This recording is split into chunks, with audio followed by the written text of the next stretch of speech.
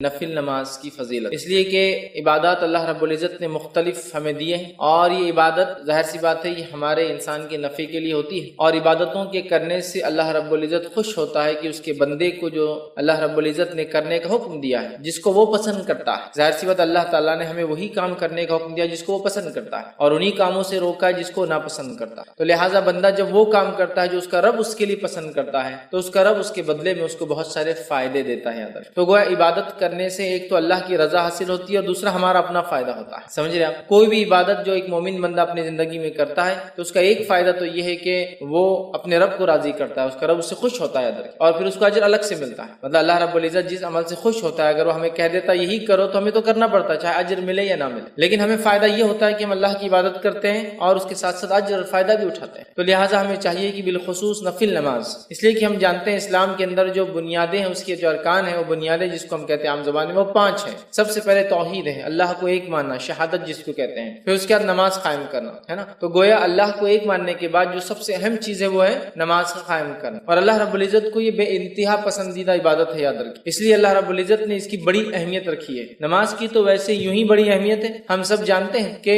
سارے اسلام کے ارکان یا احکام جو ہیں ان کا تعلق کہیں نہ کہیں چاند سے ہے۔ مطلب یہ کہ زکوٰۃ دینا ہے تو 1 سال گزر جائے، مطلب چاند 1 سال ہو جائے، 355 دن گزر جائے۔ اسی طرح حج کرنا ہے تو ایام جو دن کا ہم اعتبار مہینے کاؤنٹ کرتے ہیں وہ بھی چاند سے ہوتے ہیں۔ اسی طرح ہم دیکھیں تو عبادتوں کا تعلق جو ہے چاند سے ہوتا ہے، لیکن نماز ایک ایسی مخصوص عبادت ہے، اس کی فضیلت ہے کہ اس کا تعلق سورج سے ہے۔ معنی یہ کہ جب سورج نکلتا ہے اس سے پہلے ایک نماز پڑھنا ہے، سورج جب بیچ سے ہٹ جاتا ہے تو ایک نماز پڑھنا ہے، ڈوبنے سے کچھ وقت پہلے ایک نماز پڑھنا ہے، ڈوبنے کے بعد ایک پڑھنا ہے، ڈوبنے کے بعد دیر بعد ایک اور پڑھنا ہے۔ مطلب اس کا تعلق سورج سے ہے نا۔ نماز ایک ایسی اہم عبادت ہے کہ ساری عبادتوں کو بھیجا گیا، روزے کا حکم آیا، اسی طرح زکوٰۃ کا حکم آیا، حج کا حکم آیا، لیکن نماز کو اگر آپ دیکھیں تو یہ بلا کر دی، تو یہ بہت اہم ہے۔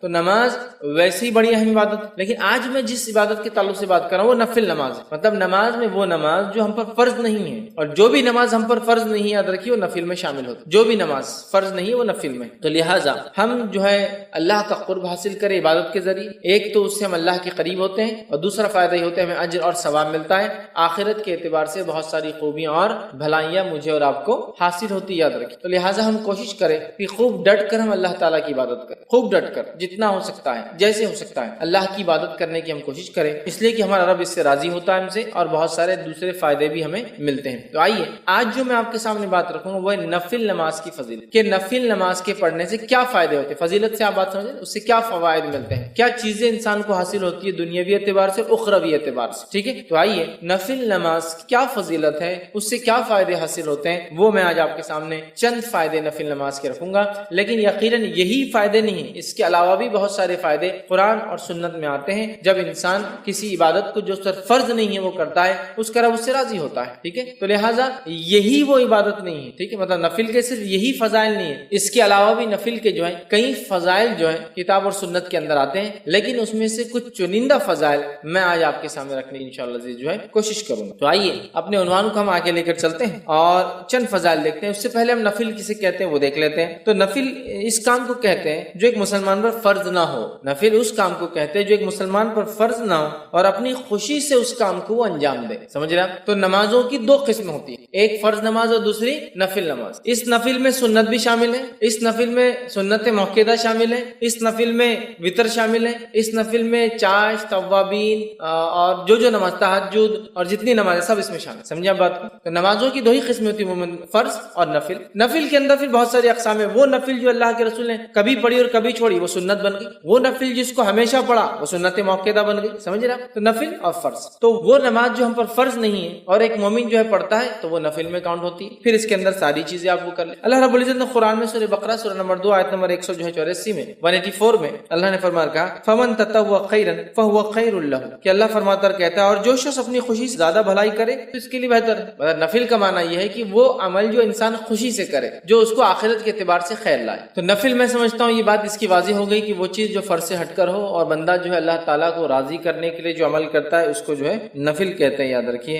اور اس اعتبار سے تمام نمازیں جو فرض سے ہٹ کر ہے اس میں شامل ہوتی ہے، اور فرض نمازوں کی جو رکعتیں ہوتی ہے وہ 17 رکعتیں ہوتی ہے، یاد رکھیے، جو ہم پر فرض ہیں۔ فجر کی 2 رکعت، ظہر کی 4 رکعت، عصر کی 4 رکعت، مغرب کی 3 رکعت اور عشاء کی 4 رکعت، کل ہوئی یہ جو ہے 17 رکعتیں، یاد رکھیں یہ ہم پر جو ہے فرض ہے، یاد رکھیں اتنی رکعت، ٹھیک۔ اور اس کے علاوہ جو ہم پڑھتے ہیں وہ نفل ہے، اور نفل کے مختلف اقسام یاد رکھیے، اور بہت ساری نمازیں ہیں جو نبی اکرم صلی اللہ علیہ وسلم نے ہمیں بتائی جو نفل ہے اور جس کے بڑے ثواب جو احادیث کے اندر آتے ہیں یاد رکھیے، چاہے پھر وہ فجر کے بعد جو ہے صلاۃ الضحیٰ کا معاملہ ہو، اشراق، چاشت یا اوابین جسے کہا جاتا ہے، یا اس کے بعد مختلف نمازیں جو نمازوں سے پہلے اور نمازوں کے بعد پڑھی جاتی ہو، یا اس کے علاوہ بھی انسان جو زائد اپنی طرف سے کرنا چاہے، یہ ساری چیزیں نفل ہے اور اس کے بڑے ثواب ہے، بڑا اجر ہے یاد رکھیے۔ بھائی نفل نماز کے کیا فضائل ہیں؟ تو چند فضیلتیں آپ کے سامنے میں 2 سے 5 ایسی فضیلتیں جو رکھتا ہوں، بہت زیادہ نہیں، تاکہ اس سے نفل نماز کے ہمیں پتہ چلے۔ اور الحمدللہ ایک موسم ہم پر آنے والا ہے، ابھی ہم لیکچر لے رہے ہیں، یہ رمضان سے پہلے کا وقت ہے، رمضان ہمارے قریب ہے۔ اب اگر اس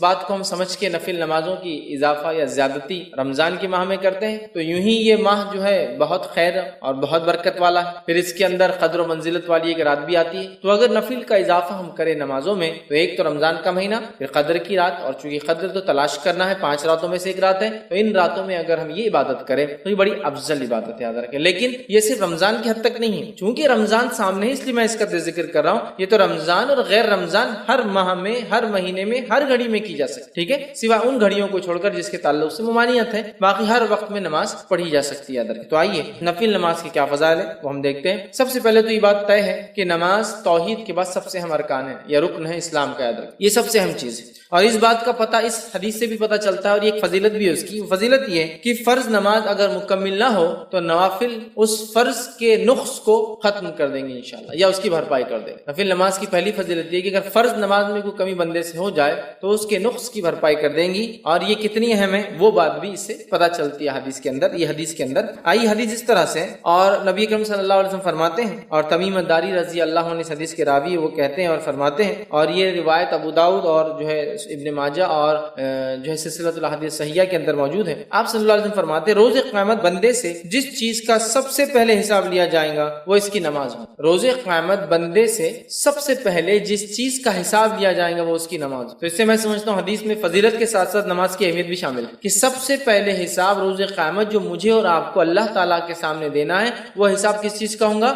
صلاۃ، نماز کا ہونے والا ہے۔ تو نبی اکرم صلی اللہ علیہ وسلم فرما رہے روز قیامت بندے سے جس چیز کا سب سے پہلے حساب لیا جائے گا وہ اس کی نماز ہوگی، اگر اس نے اسے مکمل کیا ہوگا تو اس کے لیے مکمل لکھ دی جائیں گی، اگر کمپلیٹلی اس نے ادا کیا ہوگا وہ لکھ دی جائیں گی۔ پھر نبی اکرم صلی اللہ علیہ وسلم فرماتے ہیں اور اگر اس نے اسے مکمل نہیں کیا ہوگا تو اللہ تعالیٰ فرشتوں کو حکم دیں گا ذرا دیکھو میرے بندے نے کوئی نفل نماز بھی پڑھی ہے، ذرا دیکھو میرے بندے نے کیا کوئی نفل نماز بھی پڑھی ہے یا نہیں، ٹھیک ہے، اگر نفل نماز پڑھی ہے تو اس کے ذریعے اس کے فرض نمازوں کو مکمل کر دو، پھر زکوٰۃ کا اور اس کے بعد تمام اعمال کا بھی حساب اسی طرح سے لیا جائے گا۔ اور نماز اور نفل نماز کی فضیلت میں جو پہلی بات آ رہی ہے وہ یہ ہے کہ روز قیامت سب سے پہلے حساب فرض نمازوں کا ہونے والا ہے۔ اگر فرض نمازوں میں کوئی کوتاہی اور کمی ہوں گی تو اللہ تعالیٰ فرشتوں کو کہیں گا کہ اس بندے نے میرے کوئی نفل پڑھی ہے لاؤ، فرشتے اس کا نام اعمال لکھیں گے، اگر نفل پڑھی ہوں گی تو لائی جائیں گی، اور وہ نفل انشاءاللہ العزیز ہماری فرض کی کوتاہیوں، کمزوریوں،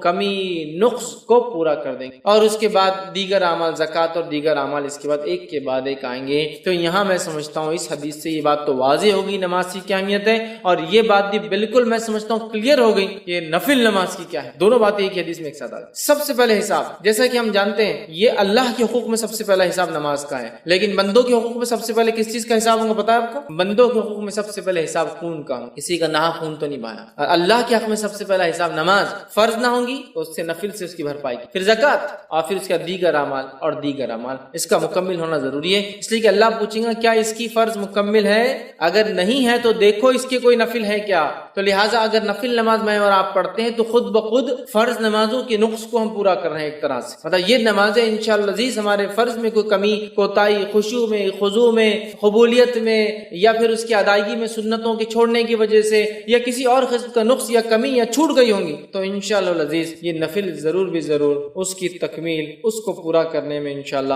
سپورٹیو ہوں گی، فائدہ مند ثابت ہوں گی۔ حدیث میں واضح الفاظ ہے، اللہ فرمائیں گا دیکھو اس کی کوئی نفل ہے کیا، اگر فرض پوری نہیں ہے، اور پھر نفل دیکھی جائیں گی تو اس کے ذریعے اس کے فرض نمازوں کی کو مکمل کر دیا جائے گا۔ اب فرض نمازیں کیوں مکمل نہیں، کئی وجوہات ہو سکتی، پڑھی نہیں سرے سے، خشوع اور خضوع نہیں تھا، کمزوری رہ گئی، پڑھی لیکن سنتوں کے مطابق، کچھ بھی ہو سکتا ہے، تو یہ نفل انشاءاللہ عزیز اس نماز کی تکمیل کے لیے ہمارے کام آئیں گی، تو اس بات کو ہم ذہن میں رکھیں اور خوب سے خوب نفل ادا کریں۔ اس نیت سے نہیں کہ فرض چھوٹ جائے تو وہ ہو جائیں گے، اس لیے کہ اللہ ہم سے راضی ہو، اور ساتھ میں ایک اور بینیفٹ فائدہ کہ اگر ہم سے کوئی فرض چھوٹ گیا ہوگا تو اللہ تعالیٰ اس کے ذریعے اس فرض کی بھرپائی کر دیں گے۔ یاد رکھیں کتنی اہم بات ہے، یاد رکھیں۔ تو لہٰذا نفل نماز کی پہلی فضیلت یہ ہے کہ فرض نمازوں میں اگر کوئی کوتاہی کمزوری رہ جائیں گی انشاءاللہ ہماری، تو یہ نفل نمازوں کے ذریعے اس کو ہم پورا کر سکتے ہیں، یاد رکھیں، ٹھیک ہے۔ آئیے نفل نماز کی دوسری فضیلت جو ہے، نماز نفل کے ذریعے درجات بلند ہوتے ہیں اور گناہ مٹا دیے جاتے ہیں۔ نماز نفل کے ذریعے درجات بلند ہوتے ہیں اور گناہ مٹا دیے جاتے ہیں۔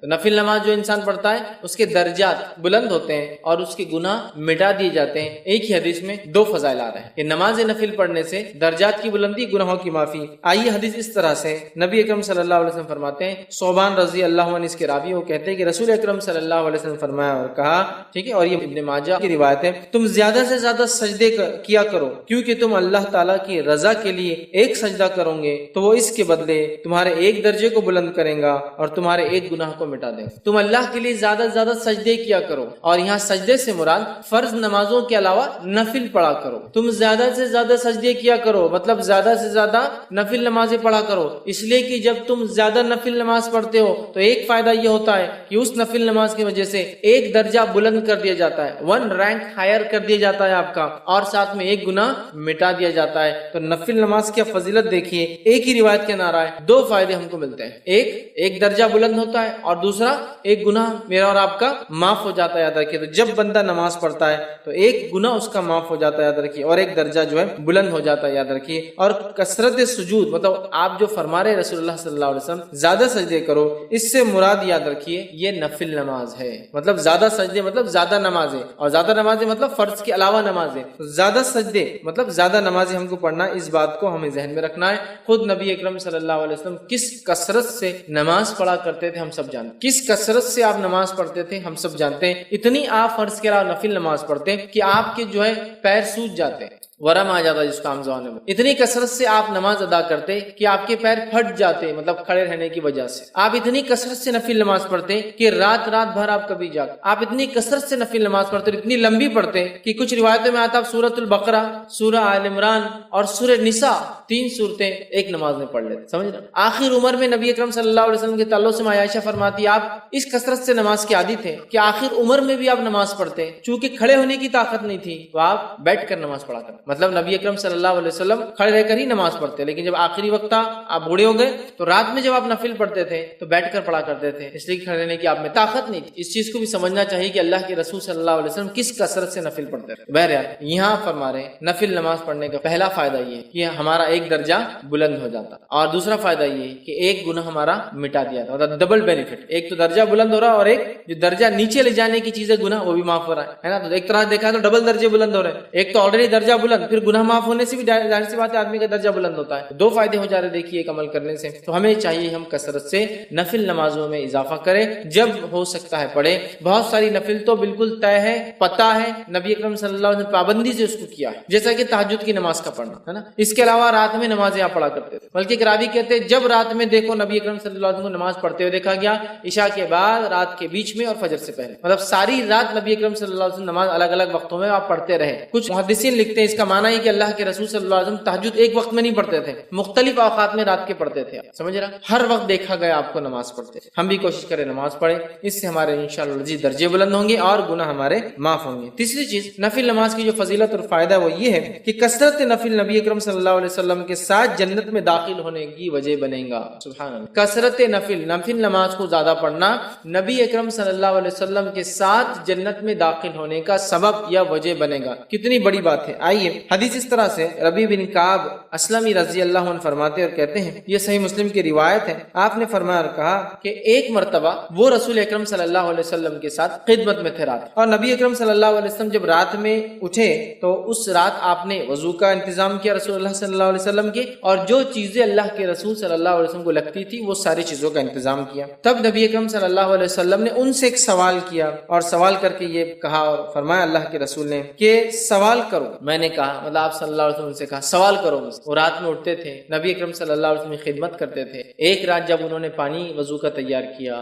نبی اکرم صلی اللہ علیہ وسلم کی ضرورت کی چیزیں تیار کی، تب نبی اکرم صلی اللہ علیہ وسلم نے ان سے کہا سوال کرو مجھ سے، مانگو مجھ سے، کیا چاہتے ہو تاکہ میں تمہارے لیے دعا کروں۔ درست. تو انہوں نے کہا اور کہا کہ میں آپ صلی اللہ علیہ وسلم سے اس بات کا سوال کرتا ہوں میں جنت میں آپ کے ساتھ داخل. تو میرا سوال آپ سے یہ جو آپ پوچھے سوال کرو، میرا سوال یہ ہے کہ میں چاہتا ہوں کہ آپ اللہ سے دعا کریں کہ میں جنت میں آپ کے ساتھ داخل. آپ صلی اللہ علیہ وسلم نے فرمایا کوئی اور سوال؟ تو انہوں نے کہا بس یہی میرا ایک سوال ہے، یہی آپ دعا کر دیجیے اللہ سے. آپ صلی اللہ علیہ وسلم نے فرمایا تم کثرت سجود کے ذریعے اپنی نفس پر میری مدد کرو. مطلب اگر تم چاہتے ہو کہ تمہاری یہ دعا قبول ہو تو تم کثرت سجود، کثرت سے نفل نماز پڑھو، تو انشاءاللہ عزیز میں تمہارے لیے پھر یہ دعا کروں گا، یا یہ نماز تمہارے لیے انشاءاللہ وسیلہ بن جائیں گی میری دعا کے ساتھ کہ تم جنت میں میرے ساتھ جاؤ. تو نبی اکرم صلی اللہ علیہ وسلم کے ساتھ جنت میں جانے کا وسیلہ اور طریقہ وہ یہ ہے کہ ہم کثرت سے سجدے کریں، اور کثرت سجود سے یہاں مراد نفل نماز میں اضافہ ہے. سمجھ رہا؟ کثرت سجود سے مراد نہیں کہ آپ الگ سے سجدے کریں، نماز سے الگ بھی سجدے ہوتے ہیں، سجدہ تلاوت ہوتا ہے، سجدہ شکر ہوتا ہے، لیکن اس کے علاوہ کوئی سجدہ نہیں نماز سے. ٹھیک ہے؟ تو یہاں کثرت سجود سے مانا نفل نماز پڑھو، اور نمازوں میں ظاہر سی بات ہے سجدے آتے ہیں، ہر رکعت میں 2 سجدے آتے ہیں. ٹھیک ہے؟ تو کثرت سجود سے میری مدد کرو. تم چاہتے ہو جو تم نے کہا کہ تم میرے ساتھ جنت میں جاؤ، تو پھر تم میری مدد ایسے کرو کہ میں تو دعا کروں گا تمہارے لیے، لیکن تمہیں جو اعمال کرنا پڑے گا وہ عمل یہ کہ کثرت سجود. تو یہاں دیکھ رہے ہیں آپ کہ کثرت سجود مطلب نفل نماز کے اضافے کو نبی اکرم صلی اللہ علیہ وسلم نے جنت میں ساتھ جانے کی وجہ بتائی. نبی اکرم صلی اللہ علیہ وسلم کے ساتھ جنت میں جانے کی وجہ ایک یہ ہے کہ کثرت سجود، سجدے کثرت سے کرنا، تاکہ انسان کا درجہ بلند ہوتا ہے، وہ اپنے رب سے جو ہے قریب سے قریب تر ہو جاتا ہے. ٹھیک، آئیے نفل نماز کا ایک اور فائدہ دیکھتے ہیں، وہ یہ ہے نماز نفل جو ہے سب سے افضل عمل ہے. اعمال میں اگر دیکھیں نماز نفل سب سے افضل ہے، اور یہ بات ہم سب جانتے ہیں. نفل اعمال میں سب سے افضل عمل تہجد کا پڑھنا ہے، اور وہ بھی ایک نفل ہے. رات کی نماز فرض نماز سے ہٹ کر جو بھی ہے سب نفل میں داخل ہے. سمجھ رہے ہیں بات کو؟ اور ہم جانتے ہیں کہ نفل میں سب سے افضل نفل کیا ہے؟ تہجد کی نماز ہے نا. تو نمازوں میں یا جس کو نوافل کے اندر سب سے افضل عمل کیا ہے؟ وہ نماز کا پڑھنا ہے، کیونکہ نفل میں سب سے افضل نفل خود ایک نماز، یہ تہجد کی نماز. ٹھیک ہے؟ آئی حدیث طرح سے ثوبان رضی اللہ عنہ فرماتے اور کہتے ہیں، ابن ماجہ کی اور سلسلۃ الاحادیث الصحیحہ کی ایک روایت ہے، ثوبان رضی اللہ عنہ فرماتے اور کہتے ہیں نبی اکرم صلی اللہ علیہ وسلم نے ارشاد فرما کہا تم استقامت اختیار کرو اور تم ہرگز اس کی طاقت نہیں رکھو گے، اور اس بات پر یقین کر لو کہ تمہارا بہترین عمل نماز پڑھنا ہے، اور ایک سچا مومن ہمیشہ وضو کی حالت میں رہے. تمہارا سب سے بہترین عمل کیا ہے؟ نماز پڑھنا ہے. اور آپ صلی اللہ علیہ وسلم دیکھیے کیا کہا، وَاعْلَمُوا أَنَّ خَيْرَ أَعْمَالِكُمْ، اس بات کو جان لو کہ تمہارے اعمال میں سب سے خیر عمل جو ہے وہ کیا ہے؟ اعمالکم الصلاۃ و نماز. تو تمہارے عمل میں سب سے افضل عمل، سب سے خیر عمل کون سا ہے؟ وہ نماز ہے. اسی لیے میں نے کہا نوافل میں سب سے افضل نفل نماز ہے، کیونکہ ہم خود جانتے ہیں تہجد سب سے افضل نفل ہے، وہ بھی ایک نماز. تو ہمیں اس میں بہت بڑھ چڑھ کر حصہ لینا ہوگا. اس لیے کہ آپ صلی اللہ علیہ وسلم کیا فرما رہے ہیں کہ اور تم اس بات کو یقین کر لو کہ تمہارا بہترین عمل نماز کا پڑھنا ہے. اور پھر فرمایا ایک سچا مومن ہمیشہ وضو کی حالت میں. 2 باتیں پتہ چلی، ایک تو نفل نماز کی اہمیت کہ نفل نماز کا فائدہ یہ پتہ چل رہا ہے کہ نفل نماز سب سے خیر ہے جو عمل ہم کرتے ہیں. نفل نماز سب سے خیر عمل ہے جو ہم کرتے ہیں. اور دوسرا پتہ چلا ایک سچا مومن ہمیشہ وضو کی حالت میں رہتا ہے. ہمیں چاہیے کوشش کریں ہم وضو سے رہیں. اور یاد رکھیے وضو ایک مستقل عبادت ہے.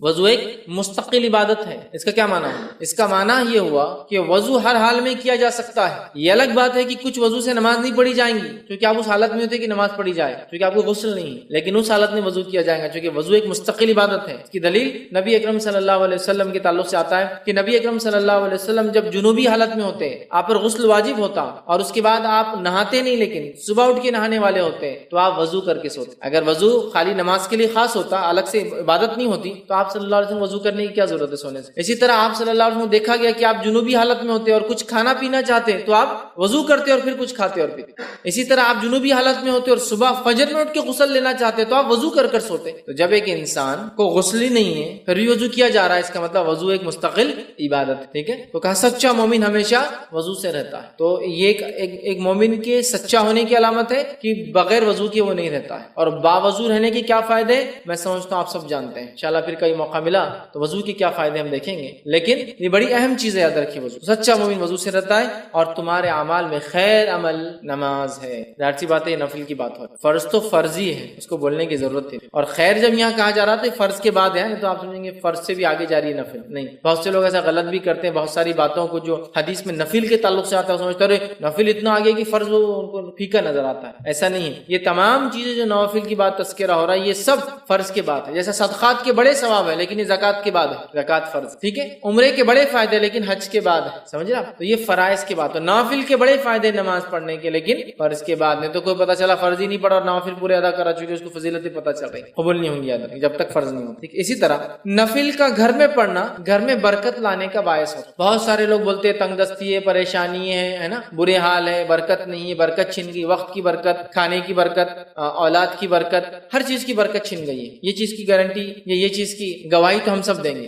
آج برکتیں چھن گئی، بہت ساری برکت یاد رکھو۔ ہمیں کیا کرنا ہے؟ اس بات کو سمجھنا ہے کہ نفل نماز گھر میں برکت لانے کا ایک ذریعہ ہے۔ آئیے حدیث اس طرح سے کہ نبی اکرم صلی اللہ علیہ وسلم فرماتے ہیں، صحیح مسلم کی روایت ہے، اور جابر رضی اللہ عنہ حدیث کے راوی فرماتے ہیں اور کہتے ہیں، تم میں سے، آپ صلی اللہ علیہ وسلم فرمایا، وہ کہتے ہیں آپ نے فرمایا، تم میں سے کوئی شخص جب مسجد میں نماز پڑھے تو اپنی نماز کا کچھ حصہ اپنے گھر کے لیے بھی رکھے، کیونکہ گھر میں کچھ نماز ادا کرنے سے اللہ تعالیٰ گھر میں خیر و بھلائی کو لاتا ہے، خیر کو لاتا ہے، برکت کو لاتا ہے۔ آپ سے کیا فرما رہے ہیں؟ تم میں سے ہر شخص پوری نماز یہاں نہ پڑھ لے، کچھ نماز کو باقی رکھے، اور کہاں جا کے پڑھے؟ گھر جا کے پڑھے۔ یہ کس کو کہا جا رہا ہے؟ مردوں کو۔ عورتیں تو گھر میں نماز عورتیں گھر میں ہی پڑھتی عموماً، لیکن مردوں سے کہا جا رہا ہے تم میں سے کوئی شخص پوری نماز یہاں نہ پڑھے، اور اگر کوئی عورت ہمیشہ مسجد جا کے نماز پڑھتی ہے تو اس کے لیے بھی بات ہو جائیں گی۔ بہت سارے علاقوں ملکوں میں مسجد میں بالکل نظم ہوتا ہے، اس کے لیے بات ہوگی کہ پوری نماز سے مراد فرض نماز کے علاوہ جو نمازیں پڑھتے ہو ان نمازوں کو پورا مسجد میں نہ پڑھا کرو، کچھ باقی رہنے دیا کرو، اور کہاں پڑھو؟ جا کر گھر جا کر پڑھا کرو۔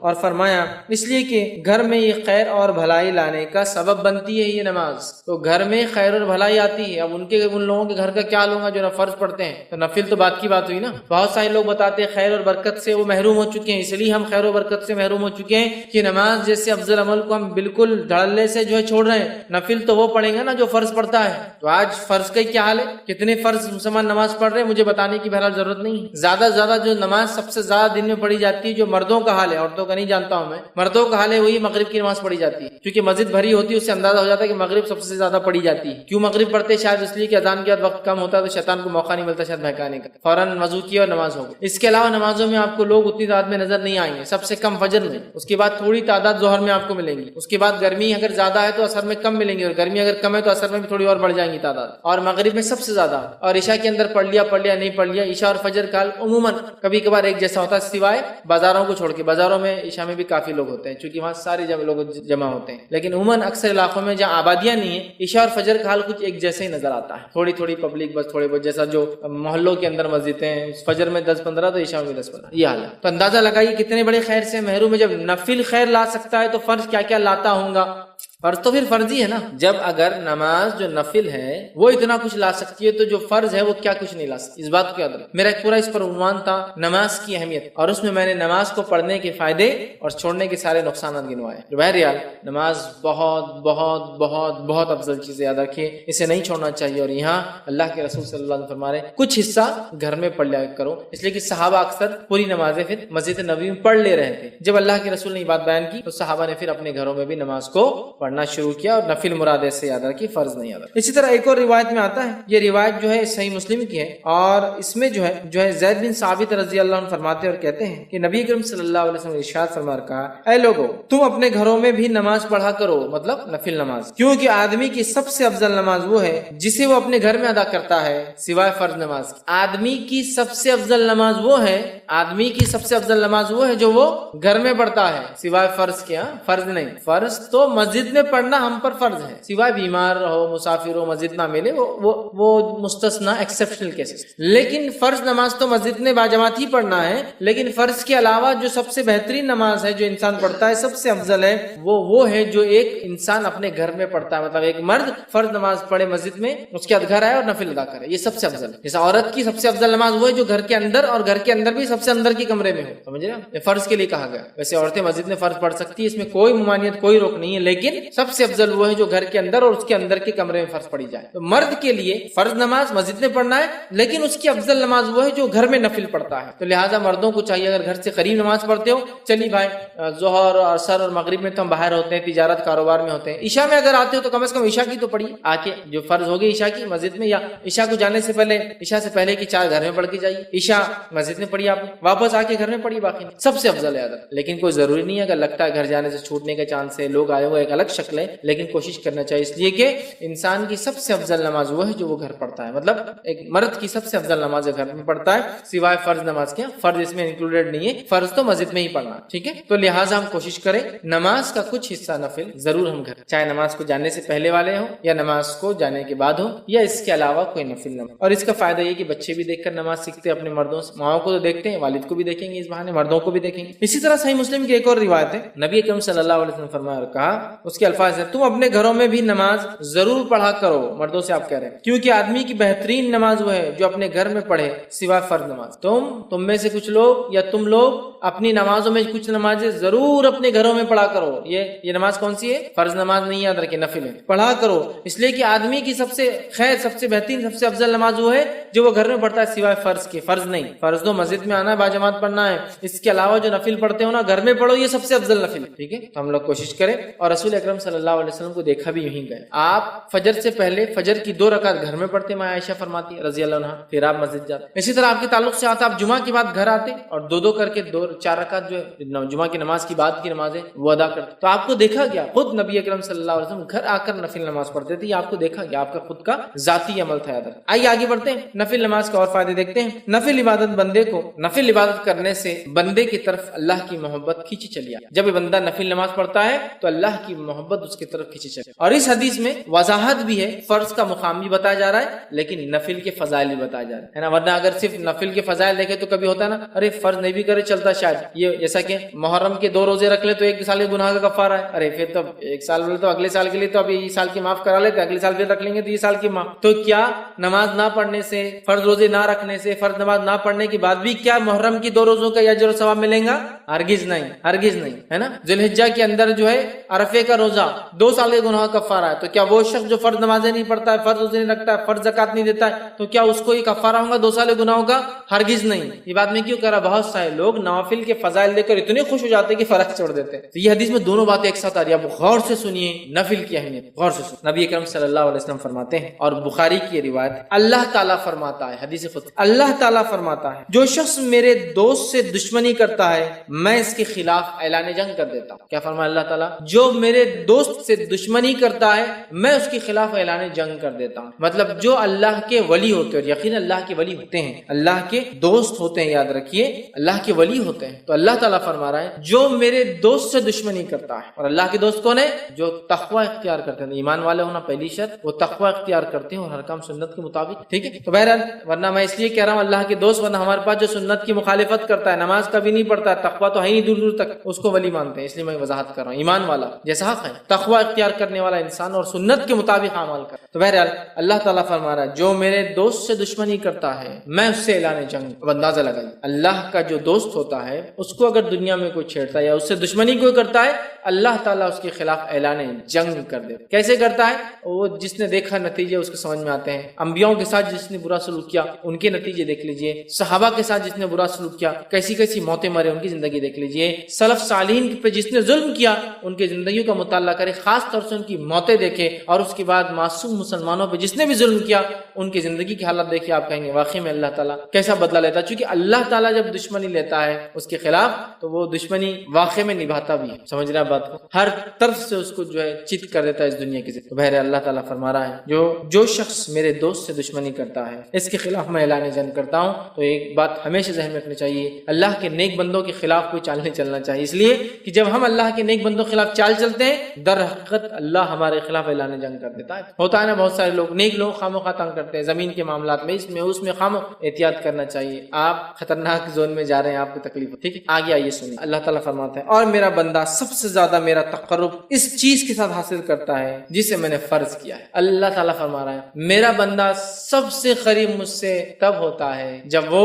میری فرض کردہ چیزوں کو پورا کرتا ہے. اللہ تعالیٰ فرما رہا ہے میرا بندہ میرے سب سے قریب کب آتا ہے؟ جب وہ چیز کرتا ہے جو میں نے اس پر فرض کی ہے. تو آپ فرما، اللہ تعالیٰ فرما میرا تقرب میرا بندہ سب سے زیادہ حاصل کرتا ہے اس چیز کے ذریعے جو میں نے اس پر فرض کیا ہے، یعنی فرائض کے ساتھ میرا تقرب حاصل کرنا ہی مجھ سے سب سے زیادہ میں، مطلب فرائض کے ذریعے میرا تقرب حاصل کرنا یہ مجھے سب سے زیادہ پسند. اللہ اعلان کا. آگے آئیے پھر اللہ تعالیٰ فرما رہا ہے حدیث قدسی ہے، اور میرا بندہ نوافل کے ذریعے میرا تقرب حاصل کرتا، فرض سے سب سے زیادہ، لیکن نوافل سے بھی کرتا ہے فرض کے بعد، مطلب فرض جو ادا کرتا ہے اس کی نفل قبول ہوتی ہے، بات بھی یاد رکھیں۔ پھر اللہ فرماتا ہے پھر جب اور میرا بندہ نوافل کے ذریعے میرا تقرب حاصل کرتا رہتا ہے یہاں تک کہ میں اس سے محبت کر لیتا ہوں۔ میرا بندہ پہلے تو فرض کرتا ہے، میرا تقرب حاصل کر لیتا ہے، چونکہ فرض سے ہی میں سب سے زیادہ قریب ہوتا ہوں بندوں کی، یہ مجھے سب سے زیادہ محبوب ہے۔ پھر میرا بندہ نفل پڑھتا ہے اور نفل پڑھ کر میرا تقرب حاصل کرتا ہے، اتنا تقرب حاصل کرتا ہے کہ میں بھی اس سے محبت کرنا شروع کر نوافل کے۔ اب آگے سن، تو میں بھی اس سے محبت کر لیتا ہوں، پھر جب میں اس سے محبت کر لیتا ہوں، فرض سب سے زیادہ اللہ کو پسند نہ ملے، سب سے زیادہ قریب بندہ فرض سے آتا ہے، لیکن فرض سے جو قریب آنے کے بعد بھی جو نفل پڑھے وہ ٹاپ موسٹ چل جاتا ہے۔ بولنے کا مطلب یہ ایک انسان سے فرض بھی کرے تو اللہ سے قریب ہوتا ہے، لیکن فرض کے بعد جو نفل پڑھے وہ ٹاپ موسٹ لیول تک پہنچ جاتا ہے اللہ کے قریب، اتنا کہ اللہ تعالیٰ اس سے محبت کرنے لگتا ہے۔ اور اللہ فرماتا ہے اور جب میں اس سے محبت کرنے لگتا ہوں تو میں اس کا کان بن جاتا ہوں جس سے وہ سنتا ہے۔ اس حدیث کو غلط معنی مت لیجیے کہ واقعے میں اللہ اس کے اندر حلول کر جاتا ہے، مطلب وہ وہی باتیں سنتا ہے جو میں چاہتا ہوں کہ وہ سنے، کوئی غلط بات نہیں۔ اللہ فرماتا میں اس کا کان بن جاتا ہوں جس سے وہ سنتا ہے، اس کی آنکھ بن جاتا ہوں جس سے وہ دیکھتا ہے، اس کی آنکھ بن جاتا ہوں جس سے وہ دیکھتا ہے۔ عثمان بن عفان رضی اللہ عنہ فرمایا کرتے تھے کہ مومن کی فراست اس کی نظروں سے بچا کرو، اس لیے کہ مومن جو ہوتا ہے نا اس کی آنکھوں سے چیزوں کو پہچان لیتا ہے۔ بہت سارے سلف کے واقعات ہیں، لوگوں کو، چہروں کو، ان کے حالات دیکھ کر پہچان لیتے تھے کیا پرابلم ہے، اس لیے نہیں کہ ان کو غائب کا انتہا نعوذ باللہ، لیکن اللہ تعالیٰ نے ان کو وہ صلاحیت دے دی۔ ہوتا ہے نا لوگ بولتے رہے ڈاکٹر ہاتھ لگا دے تشخیص کر لیتا ہے، چہرہ دیکھتے انہوں نے پہچان لیا کیا ہوگا، یا سوال کرتے دیکھو جواب وہی آیا جو سوال تھا، حالانکہ اس میں یہ بات نہیں کہی گئی تھی، یہ ساری چیز ٹھیک ہے۔ تو یہاں دیکھیے اللہ کے رسول صلی اللہ علیہ وسلم کیا فرما رہے کہ اللہ تعالیٰ فرما رہا ہے میں اس کی آنکھ بن جاتا ہوں جس سے وہ دیکھتا ہے، اس کا ہاتھ بن جاتا ہوں جس کے ذریعے وہ پکڑتا ہے، مطلب وہی دیکھتا ہے جو اللہ چاہتا ہے، وہی سنتا ہے جو اللہ چاہتا ہے، وہی پکڑتا ہے جو اللہ چاہتا ہے۔ مطلب مومن ہر وہ کام نفل کے ذریعے اللہ سے محبت حاصل کر کے اللہ اس کے ریٹرن میں اس کو ہر وہ چیز کرواتا ہے جو اس کا رب اس سے صرف پسند کرتا ہے، اس کے علاوہ نہ کچھ سنتا ہے، نہ کچھ دیکھتا ہے، نہ کچھ پکڑتا ہے۔ تو میں اس کا ہاتھ بن جاتا ہوں جس کے ذریعے وہ پکڑتا ہے، اور اس کا پاؤں بن جاتا ہوں جس کے ذریعے وہ چلتا ہے۔ مطلب مومن چلے گا بھی تو اب سیدھے راستے پر، چونکہ اب وہ غلط راستے پر نہیں جائے گا، چونکہ نفل کے ذریعے وہ اللہ کی محبت حاصل کر چکا ہے۔ اللہ کی محبت جو بندہ حاصل کر لیتا ہے اس کا رب کا فضل اس پہ یہ ہوتا ہے کہ ہر وہ کام کرتا ہے جو اس کا رب چاہتا ہے، اس کے علاوہ وہ کچھ نہیں کرتا۔ یہاں جو ہے اس سے وہ چلتا ہے، ان تمام اعضاء کو اپنی اطاعت میں لگا دیتا ہے، اور اگر وہ مجھ سے سوال کرتا ہے تو میں ضرور بھی ضرور اس کو عطا کرتا ہوں، اگر وہ مجھ سے سوال کرتا ہے تو میں ضرور بھی ضرور اس کو عطا کرتا ہوں، معلوم ضرور بھی ضرور عطا کرتا ہوں اگر وہ مجھ سے سوال کرتا ہے۔ کون سا بندہ؟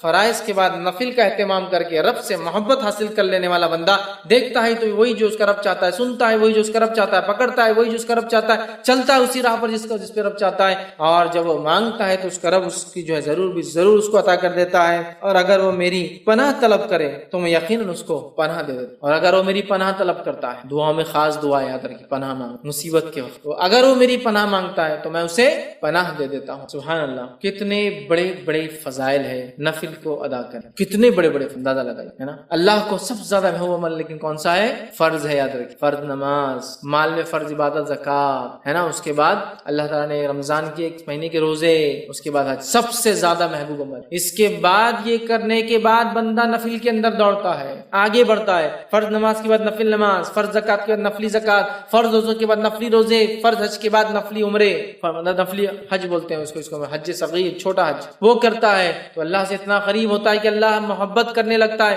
جب اللہ محبت کرنے لگتا ہے تو وہ جو دیکھتا ہے وہ جو اس کا رب چاہتا ہے، وہی سنتا ہے جو اس کا رب چاہتا ہے، وہی اس کے ہاتھ پکڑتے جو اس کا رب چاہتا ہے، اسی راہ پر چلتا ہے، قدم چلتے ہیں جو اس کا رب چاہتا ہے، اور پھر جب اپنے رب سے مانگتا ہے اس کا رب اس کو پورا، اس کی دعاؤں کو پورا کرتا ہے، اور جب وہ پناہ طلب کرتا ہے تو اللہ تعالیٰ اس کو پناہ عطا کر دیتا ہے۔ میں سمجھتا ہوں بہت بڑے بڑے فضائل، بخاری کی روایت تھی، ہمیں پتہ چلے اس کے اندر کہ نفلی نماز کے ادا کرنے سے جو ہوتے ہیں، جس میں سب سے اہم چیز جو پتہ چلی وہ یہ ہے کہ بندہ اللہ سے قریب، اتنا قریب کہ ہر چیز جو اس کا رب چاہتا ہے وہی وہ کرتا ہے، اس سے ہٹ کر نہ کوئی چیز سنتا ہے، نہ دیکھتا ہے، نہ پکڑتا ہے، نہ اس راہ پر۔ ہم میں ہر شخص چاہتا ہے ہم نیک بنے، اور پتہ نہیں لوگوں نے ولایت حاصل کرنے کی کون کون سے ذریعے بنا لیے، اور یہ اللہ کے ولی ہے، چونکہ شروع میں اللہ نے کیا کہہ دیا کہ اللہ کے رسول فرماتے ہیں، اللہ تعالیٰ فرماتے جو شخص میرے میرے دوست سے دشمنی کرتا ہے میں اس سے اعلان جنگ کرتا ہوں. اور پھر آگے اس کی بات صفت دوست کون ہے, فرائض کے ذریعے نزدیک پہنچتا ہے, نفل کر کے اللہ کا قرب اور محبت حاصل کر لیتا ہے, پھر نفل حاصل کر کے پھر وہ جو مانگتا اللہ پوری کر دیتا ہے, جب پناہ مانگتا اللہ پناہ دیتا ہے. ہم سب چاہتے ہیں نیک بنے, ہم سب چاہتے ہیں اللہ ہماری دعاؤں کو قبول کرے, ہم سب چاہتے ہیں کہ جب ہم اللہ سے جو مانگے اللہ دے دے. ہمیں بھی پھر اللہ تعالیٰ کو پہلے راضی کرنا. ارے دنیا کے اندر تو پتہ نہیں کتنی چاپلوسیاں لوگوں کو کرنا پڑتی چھوٹے چھوٹے کام نکالنے کے لیے. ہاں کتنی چاپلوسیاں کرنا پڑتی. اللہ تعالیٰ آپ سے چاپلوسی نہیں چاہتا, اخلاص چاہتا ہے. اخلاص, چاپلوسی میں کیا ہوتا ہے, اخلاص نہیں ہوتا. اخلاص چاہتا ہے اور اخلاص کے ساتھ فرض عبادت اور نفل میں اضافہ کرو, اللہ تعالیٰ ہم کو دیں گا. بہت سے لوگ بولتے ہیں ارے یہ کیا بات ہوئی, کیا اللہ تعالیٰ دیں گا تو اس کا مطلب یہ کہ ہم کو کوشش نہ کرے. کوشش کرنا ہے لیکن تم لاکھ کوشش کرنے کے بعد بھی حاصل نہیں کر پاتے ہو نا چیزوں کو. لیکن جب اللہ کو ہم راضی کر لیں گے نا, تھوڑی کوششیں بڑے بڑے کام نکال, تھوڑی کوششیں بڑے بڑے کام نکال, اور اس کے بعد بھی اگر کوئی تکلیف آئے تو پھر وہ اللہ کی طرف سے آزمائش ہے. صبر کے ساتھ استقامت کے ساتھ ڈٹ کر مقابلہ کیجیے, دنیا اور آخرت میں اس سے درجات بلند ہوں گے اور اجر ملے. سمجھ رہے بات, یہ بات کو سمجھنے کی ضرورت ہے, یہ بات کو سمجھنے کی ضرورت ہے. تو اللہ سے قریب ہونا ہے. دنیا میں ہم کام نکالنے کے لیے سب کچھ کرتے ہیں لوگوں سے. اگر ہم چاہتے ہیں کہ ہمارا کام عرش والا کر دے, دنیا کی ساری مصیبت مشکلیں پریشانی حل اور موت کی اور موت کے بعد کی اور آخرت کو تمام چیز, تو پھر ہم جو ہے آسمان والے کو راضی کر لے. ہو سکتا دنیا والے ناراض ہو جائے, اس سے کوئی مسئلہ نہیں, لیکن اللہ راضی ہو جائے. لیکن ہمارا معاملہ یہ کہ ہم اللہ کو ناراض کرنا چاہتے اور دنیا والوں کو راضی کرنا چاہتے, تو اللہ تعالیٰ بھی پھر انہی کے سامنے ہم کو جھکاتا رہے. تو اللہ کے نیک بندوں کی صفت آ گئی. فرائض کا اہتمام کیجیے, فرائض کے اہتمام نفل میں اضافہ کیجیے. دیکھیے اللہ تعالیٰ کہ ہم دوست بن جاتے. ٹھیک ہے, تو اس کی ہم کوشش کریں کہ نوافل کو ہم زیادہ زیادہ کریں. یہ 6 نکات تھے اور اس کے اندر 2 حدیثوں میں 2 فائدے نظر آئے. تو ایسے کل ملا کے 8 سے 9 فائدے ہم نے دیکھے, فضائل دیکھے. جو نفل نماز کی ادائیگی سے درجات کا بلند ہونا, گناہوں کا مٹا دیا جانا ہے نا, گھر میں خیر اور برکت کا آنا, اللہ سے قرب حاصل کر لینا, نبی اکرم صلی اللہ علیہ وسلم کے ساتھ جنت میں جانے کا ذریعہ بننا. ٹھیک ہے, اس کے بعد اس حدیث کے اندر کتنے فائدے آ گئے, کتنے فائدے کہ بندہ نفل کا اضافہ کرتا ہے, اللہ کی محبت آتی ہے اور اس کے بعد اللہ اس کا دوست بن جاتا ہے.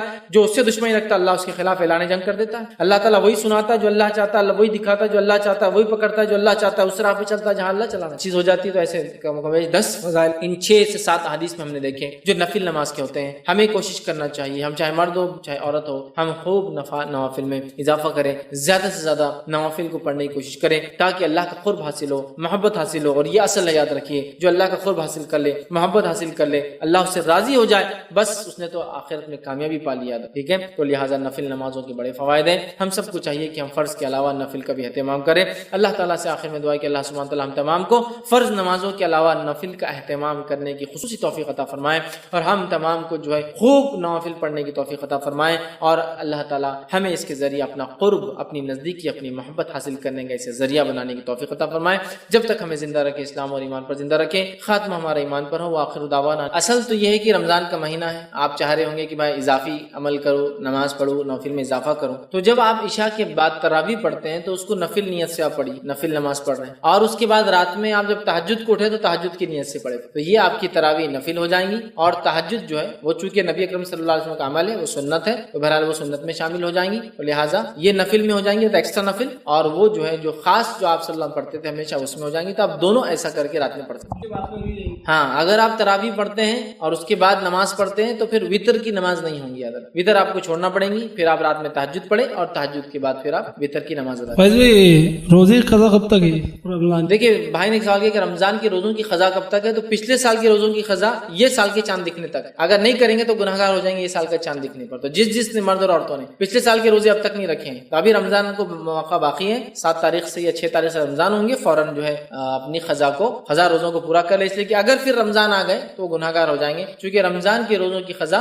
رمضان کے خاتمے کے بعد جس رمضان میں چھوٹے روزے اگلے رمضان آنے تک ہے. میں عائشہ فرماتی ہے ہم لوگ رمضان میں کچھ ہمارے روزے چھوٹ جاتے اور ان روزوں کو شعبان آنے تک مکمل نہیں کر پاتی. تو پتہ چلا 1 سال مدت ہے, اور شعبان میں صحابیات اپنے روزوں کو مکمل کرتی, اس کے بعد کا مہینہ رمضان ہوتا تھا. تو لہٰذا یاد رکھیں 1 سال ہوتا ہے, تو آپ نے جس رمضان کے روزے چھوٹے اگلے رمضان سے پہلے تک آپ کو کمپلیٹ کرنا ہے. لہٰذا ابھی موقع ہے, جن لوگوں کے نہیں ہوئے وہ ضرور روزے رکھیں. کسی نے سوال کیا کہ درس میں 1 سال 2 سال والے بچوں کی ماں نہیں آ سکتی, کیونکہ جب سے بچے شور کرتے ہیں تو سب کو ڈسٹرب ہوتا ہے, اور وہ اسے کہتے ہیں کہ اتنے چھوٹے بچوں کو لے کے آنا ہی کیوں, انہیں لے کے چلے جاؤ. تو دیکھیے سب سے پہلی چیز تو یہ کہ اسلامک ریسرچ سینٹر کے ہمارے آفیشیل اعتبار سے ہم کسی کو یہ نہیں بولتے کہ بچے نہیں لانا یا لانا. جس پروگرام میں ہم بچوں کو نہیں لانا بولتے ہیں وہاں پہلے سے اعلان کر, جیسا جو ہمارے کیمپس ہوتے ہیں, کیمپس میں ہم سختی سے بچوں کا وہ کرتے ہیں کہ بچے نہیں ہوں گے، چونکہ کیمپس ایک الگ چیز ہوتی ہے، لیکن بہرحال سنڈے درس کے اندر کوئی ایسا اعلان نہیں ہے کہ آپ بچوں کو نہ لائیں، لیکن ظاہر سی بات ہے اگر آپ بچے کو لاتے اور روتا ہے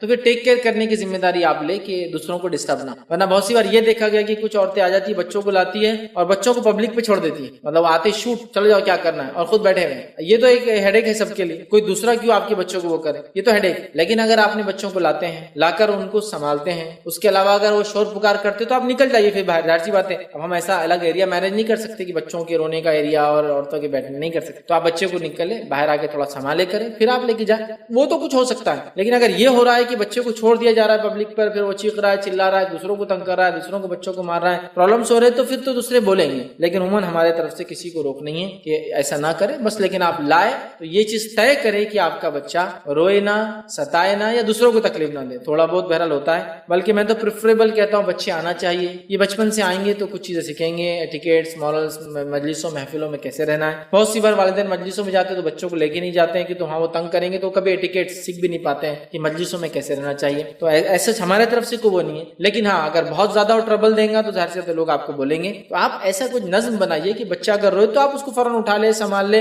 یا کچھ کھلانے پلانے کا رکھے، یا اٹھ کر باہر چلے جائے تاکہ دوسروں کو ڈسٹرب نہ ہو۔ اور جو لوگ بیٹھے ہیں کبھی کبھار تھوڑا بہت ڈسٹربنس کو برداشت کر لے، اس کا بھی فائدہ اور انشاءاللہ اجر اور ثواب آپ کو ملیں گا، ٹھیک ہے۔ اس لیے کہ دیکھیے عموماً میں بھی لیکچر دیتا ہوں، کبھی کبھی چھوٹے بچے آ جاتے ہیں ڈسٹرب کرتے ہیں، لیکن کبھی میں برا نہیں مانتا ہوں، میں سوچتا ہوں آج یہ ڈسٹرب کرنے والا بچہ بنے گا اور کل یہی باصلاحیت ایک اچھا مسلمان بنے گا۔ اور اگر آج میں بولے بہت سارے مقررین ہوتے ہیں، اگر بچے سامنے ہونا تو سب کو عقل دے، چل بچہ وہاں بیٹھتا جا کے پھر تقریر دیتا، ٹھیک۔ لیکن میں جانتا ہوں جب ایک مقرر کسی بچے کو اٹھ کر وہاں جاؤ بولیں گا نا، وہ ساری زندگی میری تقریر نہیں سنا، چونکہ وہ بدزن ہو جائیں گے ایک اسلامی مقرر۔ بہرحال کیونکہ میں بھی چھوٹا تھا اور مقرر نے پیچھے کیا تو میں کبھی سننا پسند نہیں کیا اس آدمی کو آج، چونکہ ایک مزاج ہوتا ہے بچوں، اور بچے بڑوں سے زیادہ سیریس اور کنکلوژنز نکالتے ہیں، نتیجے نکالتے ہیں وہ چیزوں سے۔ یہ آنٹی ہنستے مطلب یہ اچھی بات کرتے مطلب اچھا ہے، یہ انکل تیز بات کرتے چڑھتے مطلب یہ اچھے نہیں ہیں، وہ کنکلوژنز ڈیسیژنز لیتے ہیں اس سے فوراً۔ لہٰذا میں کبھی نہیں وہ کرتا ہوں کہ آپ نے کیوں لایا بچے کو، اس لیے کہ آج آئیں گا کل سیکھیں گا پرسوں ضد کریں گا، لیکن وہ سیکھیں گا ماحول میں بہرحال۔ تو یہ کوئی ایسا مسئلہ نہیں ہے، لیکن بس اتنا ہے کہ اگر کوئی سیویرٹی بڑھ جائے کیس کی تو تھوڑا آپ مینیج کر لیں تو انشاءاللہ میں سمجھتا ہوں آفیشیل ہمارے طرف سے ایسا کچھ بھی نہیں ہے، بلکہ میں خوش ہوتا ہوں چھوٹے بچے آ جائیں گے، کل ہی بچے سیکھیں گے دین اور اس پر عمل۔ السلام علیکم فیض، میرا سوال تھوڑا ہٹکے ہے۔ لوگ حضرت علی رضی اللہ تعالیٰ عنہ کو علیہ السلام کہتے ہیں، تو یہ درست ہے یا نہیں ہے، یہ پوچھنا تھا سر۔ بھائی نے سوال کیا کہ علی رضی اللہ عنہ کو لوگ علیہ السلام کہتے ہیں، یہ کہنا درست ہے یا نہیں ہے؟ دیکھیے اس میں دو چیزیں شامل۔ علیہ السلام کا معنی ہوتا ہے ان پر سلامتی ہو، ٹھیک ہے۔ علیہ السلام کا کیا معنی ہوتا ہے؟ ان پر سلامتی ہو۔ تو اگر کوئی شخص سارے صحابہ پر یہ لگاتا ہے تو حضرت علی پر بھی لگایا جا سکتا ہے، اس میں کوئی مسئلہ ہی نہیں۔ لیکن اگر حضرت علی رضی اللہ عنہ کو الگ کرنے کے لیے، ڈفرینشیٹ کرنے کے لیے اگر کوئی اس طرح سے کرے تو پھر درست نہیں ہوگا، کیونکہ صحابہ کے تعلق سے خاص لفظ جو قرآن نے ادا کیا وہ کیا ہے؟ رضی اللہ عنہ و رضوا عنہ، وہ اللہ سے راضی ہو، اللہ ان سے راضی ہوا۔ تو دس از دا بیسٹ ٹائٹل، مطلب یہ سب سے اچھا ٹائٹل ہے جو اللہ نے خود دیا۔ لیکن علیہ السلام دعا ہے، علیہ السلام جیسا السلام علیکم تم پر سلامتی ہو، علیہ السلام ان پر سلامتی ہو، یہ بھی دعا ہے سلامت۔ جیسا مریم علیہ السلام، حالانکہ وہ نبی نہیں پھر بھی علیہ السلام سلامتی ہو لگایا جاتا ہے، لگایا جا سکتا ہے۔ تو حضرت علی پر اور صحابہ پر بھی یہ لگایا جا سکتا ہے، علیہ السلام ان پر سلامتی ہو، اس میں حرج نہیں۔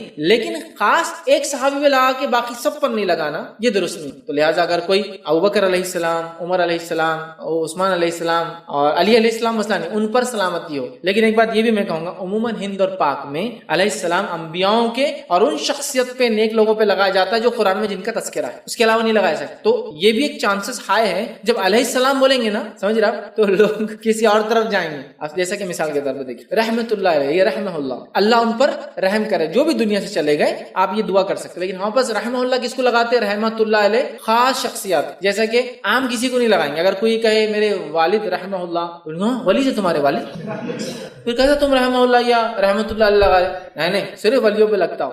رحمت اللہ علیہ مطلب اللہ ان پر رحم، رحمہ اللہ اللہ ان پر رحم کرے، یہ معنی ہے، ٹھیک ہے۔ تو انڈیا میں مخصوص ہے رحمہ اللہ، ولی، علیہ السلام نبی اور قرآنی شخصیات۔ تو اسی لیے میں کہہ رہا ہوں احتیاط کا پہلو یہ ہے کہ وہ ٹائٹل ہی آپ دے جو ٹائٹل اللہ رب العزت نے قرآن میں دیا، جن سے لیکن اگر کوئی کہیں علیہ السلام میں مسئلہ کیا ہے بھائی، مسئلہ کیا ہے، سمجھ رہے بات کو، مسئلہ کیا ہے، تو پھر آپ کو یہاں سمجھنا ہوگا کہ دوسرے صحابہ پہ اگر آپ لگاتے ہیں تو ان پہ بھی لگا سکتے، جیسا رضی اللہ عنہ، ٹھیک، رضی اللہ عنہ کا معنی اللہ جن سے راضی ہوا یا اللہ جن سے راضی ہو، دونوں صیغے معلوم ہے، یہ دونوں کے لیے ہوتا ہے. اسی لیے کچھ جگہ آپ دیکھیں گے لوگوں نے تابعین تابعین کے نام کیا بھی رضی اللہ عنہ لگا دیا، لیکن وہ عربک گرامر کے اعتبار سے ہو معنی میں ہے اور ہوا معنی الگ ہوتا ہے، سمجھ رہے آپ. لیکن پھر بھی انڈیا میں آپ لگائیں گے تو بہت بڑا خطرہ ہے کسی غیر صحابی کو، سمجھ رہے آپ. بہرحال یہ چیز کو بھی آپ کو سمجھنا چاہیے. ایز اے میننگ لفظ کا علیہ السلام، ان پر سلامتی ہو لگ سکتا ہے، ہم دعا دے رہے ہیں ان پر سلامتی ہو، لہٰذا خاص نہ کرتے. اگر عام کر رہے ہیں صحابہ کو تو ٹھیک ہے، لیکن صحابہ کو چونکہ اللہ نے خود ٹائٹل دیا، میں سمجھتا ہوں وہ دینا زیادہ بہتر ہے بنسبت اپنے کوئی ٹائٹل یا نام. کسی نے سوال کیا میری 1 سال کی بیٹی ہے، اللہ کی جگہ، یہ مطلب وہ بچی ہے، اللہ پورا نہیں بول پاتی صحیح، کچھ اور اس کی جگہ انہوں نے لفظ لکھا، وعدہ کرتی ہے، الفاظ نکالتی ہے، اس کا کوئی گناہ تو نہیں ہے؟ کوئی گناہ نہیں. یاد رکھیے اگر آپ اپنے بچوں کو اللہ بولنا سکھاتے ہیں اور وہ اللہ نہیں بول پاتے، جس کی وجہ سے وہ کچھ اور اپنی توتلی زبان میں یا پھر الفاظ کو نہ سمجھنے کی وجہ سے ادا کرتے ہیں، انشاءاللہ عزیز آپ کو کوئی گناہ نہیں ملے گا، بلکہ اللہ تعالیٰ آپ کو اجر دیں گا کہ آپ اپنے چھوٹے بچوں کو جو یہ بولنا سیکھ رہے ہیں ان کو اللہ کا ذکر، اللہ کا نام سکھا رہے ہیں. لیکن اللہ میں نے دیکھا عموماً بچے بہت فلوئنٹلی بہت اچھے سے بول لیتے ہیں، بہت آسانی سے چھوٹے، لیکن آپ کی بچی کا پھر بھی کوئی گڑبڑ کر رہی ہے، نقص آ رہا ہے، کلیئر ادا نہیں ہو رہا، اللہ نہیں بول رہی ہے، کچھ اور بول رہی ہے، مطلب بولنا اللہ ہی ہے لیکن وہ ہوتا ہے زبان، تو بہرحال انشاءاللہ عزیز کا آپ پہ کوئی گناہ نہیں ہے. بچے آپ دیکھیے نا کچھ بھی پڑھتے ہیں، شروعات بسم اللہ آپ سکھائیے، کچھ اور ہی پڑھتے ہیں، لیکن وہ بسم اللہ ہی پڑھتے ہیں، ان کے زبان ساتھ نہیں دیتی ہے ان کا، ٹھیک ہے.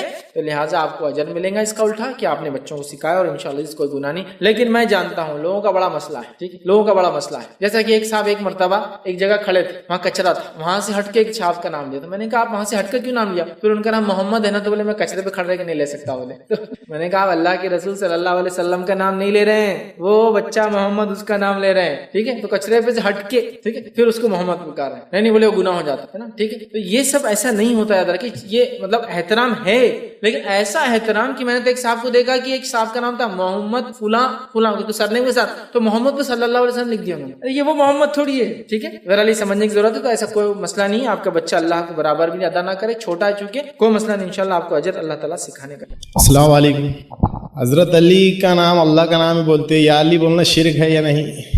دیکھیے سب سے بڑی بھائی نے سوال کیا حضرت علی کا نام یا علی بولتے ہیں، تو اس معاملے میں کیا ہے؟ علی اللہ کی صفت ہے، ٹھیک ہے. جیسے کہ آپ دیکھیں گے قدیم علماء میں بہت سارے عبد العلی ہیں، لیکن چونکہ ہمارے پاس شیعہ اور سنیوں کا بڑا مسئلہ ہے، لہٰذا عبد العلی نام سنیوں میں آپ کو نہیں ملے گا کبھی. علی اللہ کی صفت ہے، یاد رکھیے، تو لہٰذا عبد لگا. جیسا کہ قوی اللہ کی صفت، تو اب عبد القوی، وسیع اللہ کی صفت ہے، ذاتی نام نہیں صفت ہے، تو عبد الواسع ہو سکتا ہے. لیکن علی بھی اللہ کی صفت، مدد کرنے والا، ٹھیک ہے، تو اس کو عبد لگایا جا سکتا ہے. یہ رہا ایک مسئلہ. لیکن عموماً لوگوں کا ہمارے پاس چونکہ جو ماحول رہا، صوفیت کا جو غلبہ رہا، ٹھیک ہے، اور ساری چیزیں، اور شیعوں کا جو عقیدہ اللہ تعالیٰ کے تعلق سے کہ علی ہی اللہ ہے، ایسا پورے شیعوں کا نہیں ہے. شیعوں کا ایک حصہ ہے، ایک فرقہ ہے، جیسے خاص طور سے شام میں جو پائے جاتے ہیں، وہ یہ کہتے ہیں کہ علی رضی اللہ عنہ اوتار تھے، مطلب شکل لے کر آئے تھے محمد صلی اللہ علیہ وسلم کی حفاظت کے، سمجھ رہے آپ. تو وہ عبد العلی یا عبد علی جب بولیں گے تو اس سے مراد یہ کہ علی اللہ کا بندہ نہیں، علی رضی اللہ عنہ سے مراد، سمجھ رہے آپ. تو لہٰذا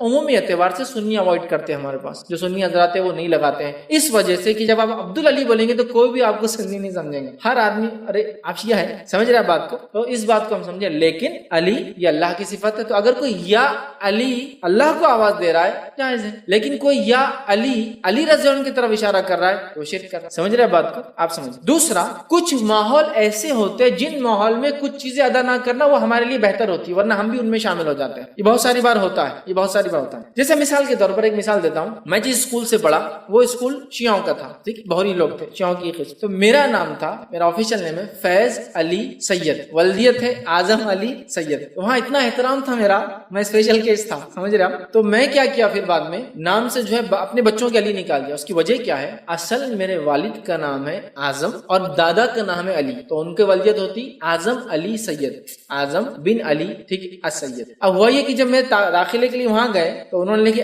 اعظم علی سید، تو بچے کا نام فیض علی سید. علی میرے دادا کا نام ہے نا، مطلب ہمارے نام میں نہیں ہو، صرف سید آتا، تو وہ لگ گیا. تو میں نے اپنے بچوں سے نکال دیا. چونکہ کیا ہو رہا تھا سمجھ رہے آپ، اگر کسی کا فیملی نیم ہے تو رہنے دیجیے، میں وہ نہیں کہہ رہا ہوں، لیکن تھا بھی نہیں نام، لگ گیا اس کے ساتھ، پھر وہ لوگ وہ ہوتا. پھر میں ایک کام کے طور سے میں کچھ زمانہ حیدرآباد میں رہا، تو حیدرآباد میں جہاں جاتا وہاں ایک عجیب عزت ملتی. اچھا فیض علی سید والے تو وہ ایک دم مطلب اکثریت، چونکہ بہت کثرت سے شیعہ لوگ پائے جاتے ہیں، ٹھیک ہے، وہ سارا.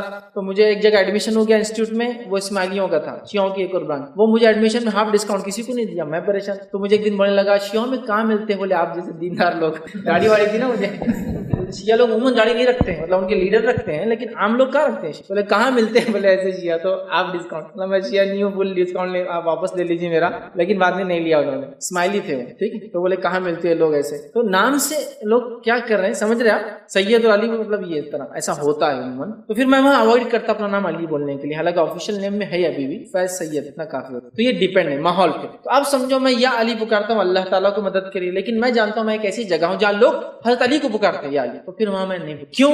تو پھر یہ ہوگا کہ میں اور وہ ایک جیسے ہو جائیں گے. ایسا ایک اور مثال, کالا کپڑا پہننے میں کوئی حرج نہیں, میں نے بھی پہنا ہوں, کبھی میں فل بلیک ڈریس پہنتا ہوں, کوئی حرج نہیں. لیکن اگر ایک مخصوص دن جب سب لوگ کالے کپڑے پہنتے بتانے کے لیے کوئی ایک چیز, تو تب اس دن میں اوائڈ کروں گا, اس لیے کہ پھر کیا ہو جائے گا, میں بھی ان میں کاؤنٹ کروں. آپ سمجھے میں جو بولنا چاہ رہا ہوں؟ کوئی بولے کالا کپڑا حرام ہے کہ بالکل نہیں. کیا کوئی دن کالا کپڑا پہننے سے اچھا اور برا ہوتا؟ بالکل نہیں.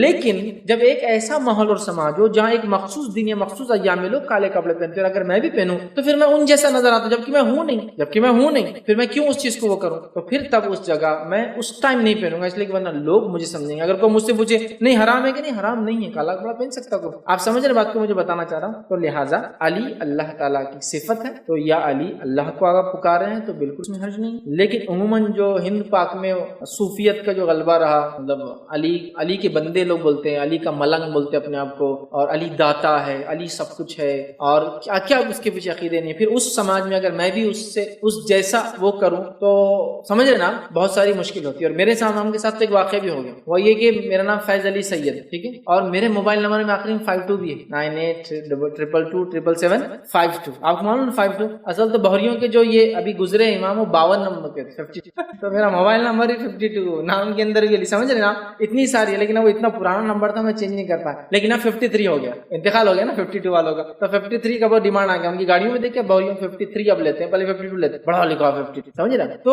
یہ سمجھ رہے آپ, ایسے واقعات سمجھیے حالت ہو گئے, میں اوائڈ کرنا چاہ رہا ہوں چونکہ لوگ ویسے ہی سمجھتے ہیں. ٹھیک ہے, تو بہرحال تو ایسی جگہوں پہ آپ کیا کیجیے, ایسی چیزوں کو اوائڈ کیجیے, ورنہ پھر کیا ہوتا ہے کہ اس سے لوگ آپ کو وہ سمجھتے ہیں جب کیا وہ ہے نہیں. ٹھیک ہے, تو یہ پرابلم. ورنہ علی اللہ کی صفتی نام ہے, آپ یا علی بول سکتے ہیں, لیکن جب معاملہ ایسا آ جائے کہ جہاں لوگ یا علی حضرت علی کو پکارتے ہیں تب اوائڈ کرنا یہ بہرحال بہتر ہے. ایک علمی بحث ہے اور ایک عوام میں جو چلتا ہے وہ دونوں. کسی نے ایک سوال کیا ہے کہ تسبیح صرف سیدھے ہاتھ کی انگلیوں سے ہی کرنا ہے یا دونوں ہاتھوں کی انگلیوں پر کر سکتے ہیں؟ تو دیکھیے تسبیح کے تعلق سے جو آتا ہے, نبی اکرم صلی اللہ علیہ وسلم تسبیح پڑھتے ہیں تو اپنے سیدھے ہاتھ کی انگلیوں پر کاؤنٹ کرتے یہ پور پر. الٹے ہاتھ کے تعلق سے کوئی دلیل یا روایت نہیں ملتی سوائے کچھ ضعیف روایتوں. ٹھیک ہے, تو تسبیح آپ سیدھے ہاتھ کی انگلیوں پر کاؤنٹ کرتے نبی اکرم صلی اللہ علیہ وسلم. تو میں بھی کہوں گا کہ الٹا ہاتھ کیونکہ روایت ضعیف ہے, اوائڈ کرنا بیٹر ہے, اور صرف سیدھے ہاتھ کے اوپر گنے. میکسیمم تسبیح آپ کی 100 ہے, 33 والی ہے نا, تو میں سمجھتا ہوں 100 والی بھی آپ 12 ہوتے آپ کی انگلیوں میں, آپ کو صرف یہاں تک گننا ہے, 9 10 11 کے 3 ہو گئے, مطلب 33 ہو گئے, پھر 11 کے 3 ہوئے 33 کافی ہے.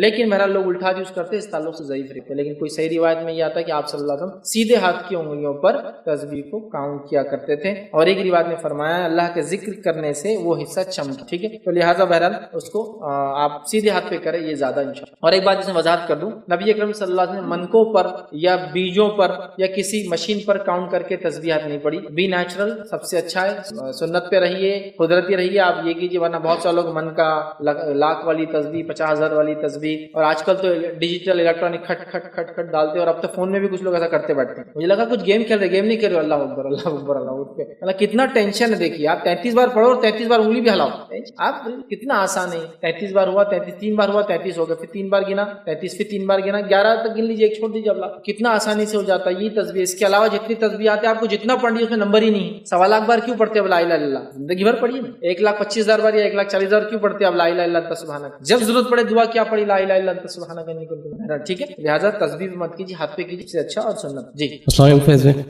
بھائی, میرے 2 سوال ہیں. پہلا سوال تو نفل نماز کس وقت افضل ہے اور کس وقت منع کی گئی, اور دوسرا سوال یہ ہے کہ آج کل مطلب سوشل میڈیا پہ 2 میسیجز بہت زور سے چل رہے ہیں. ایک بار موسیٰ علیہ السلام نے اللہ سے پوچھا کہ اللہ میں جتنا تیرے قریب ہوں کوئی اور उतने तेरी करीब है क्या? तो बोले कि रमजान में मतलब एक कौम आएंगी आप सल्लल्लाहु अलैहि वसल्लम की, और जब वो रमजान में इफ्तार के लिए बैठेंगे तो तुमसे भी करीब होंगे। एक पहला सवाल भाई का ये था कि नफिल नमाज का सबसे अफजल वक्त क्या? तो नफिल नमाज में सबसे अफजल नमाज है तहज्जुद की नमाज, और वही सबसे अफजल वक्त, क्योंकि नफिल नमाज में सबसे अफजल नमाज तहज्जुद है और उसका एक वक्त है, तो जाहिर सी बात है वही सबसे अफजल वक्त है। और तहज्जुद की खुसूसियत यह है, सही मुस्लिम की रिवायत है, हर रात अल्लाह ताला, रमजान की रात नहीं, हर रात अल्लाह ताला आसमानी दुनिया पर आता है। कैसे क्या, वो कैफियत हम नहीं जानते। हर रात अल्लाह ताला आसमानी दुनिया पे आता है और एक निदा आवाज लगाई जाती है, कोई मांगने वाला मैं देने बैठा, है कोई मगफिरत तलब करने वाला मैं माफ करने बैठा हूँ। और ये हर रात होता है, रात के आखिरी पहर, तीसरे पहर, फजर होने तक, मतलब वो बिल्कुल सहर का वक्त है और वही तहज्जुद का वक्त है। और नबी अकरम सल्लल्लाहु अलैहि वसल्लम ने उस वक्त में तहज्जुद पढ़ना पसंद किया। वो तीसरा पहर रात, लास्ट एंड पार्ट, जिसमें हम सहर करते जनरली रमजान के, वो सबसे अफजल वक्त है और वो नमाज नफिल सबसे अफजल है। तो तहज्जुद पढ़िए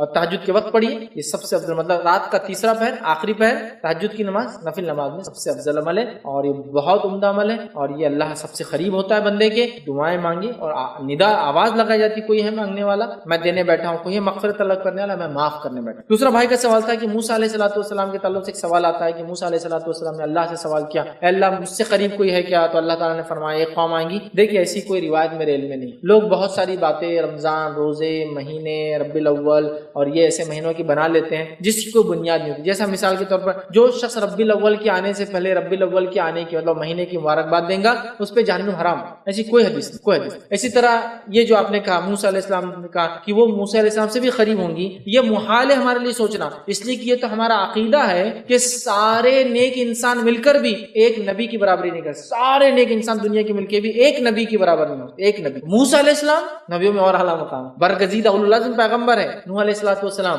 इब्राहिम अलैहिस्सलाम, मूसा अलैहिस्सलाम, ईसा अलैहिस्सलाम, मोहम्मद सल्लल्लाहु अलैहि वसल्लम, बरगजीदा उलुल अज़्म पैगंबर। मूसा अलैहिस्सलाम का मुकाम हासिल करना आम बात, सवाल ही नहीं आता। लिहाजा उसकी जो बात उसमें बताई जाए ना, कंटेंट खुद बता रहा है कि एक नबी को कहने के डेरोगेटरी, मतलब उनके बारे में हल्की बात कही जा रही है, ये नहीं हो सकता। कोई नबी के ताल्लुक से याद रहे, पूरे नेक इंसान मिल भी जाते एक नबी का मुकाबला नहीं कर सकते। कैसे कोई उम्मत आएंगी जो रोजा रखेंगी तो नबी से भी ज्यादा करीब अल्लाह से हो जाएंगे, कैसे नहीं हो सकता। बहरहाल तो अल्फाज भी ठीक नहीं है और ऐसी कोई रिवायत मैंने आज तक नहीं पढ़ी कि कोई भी है।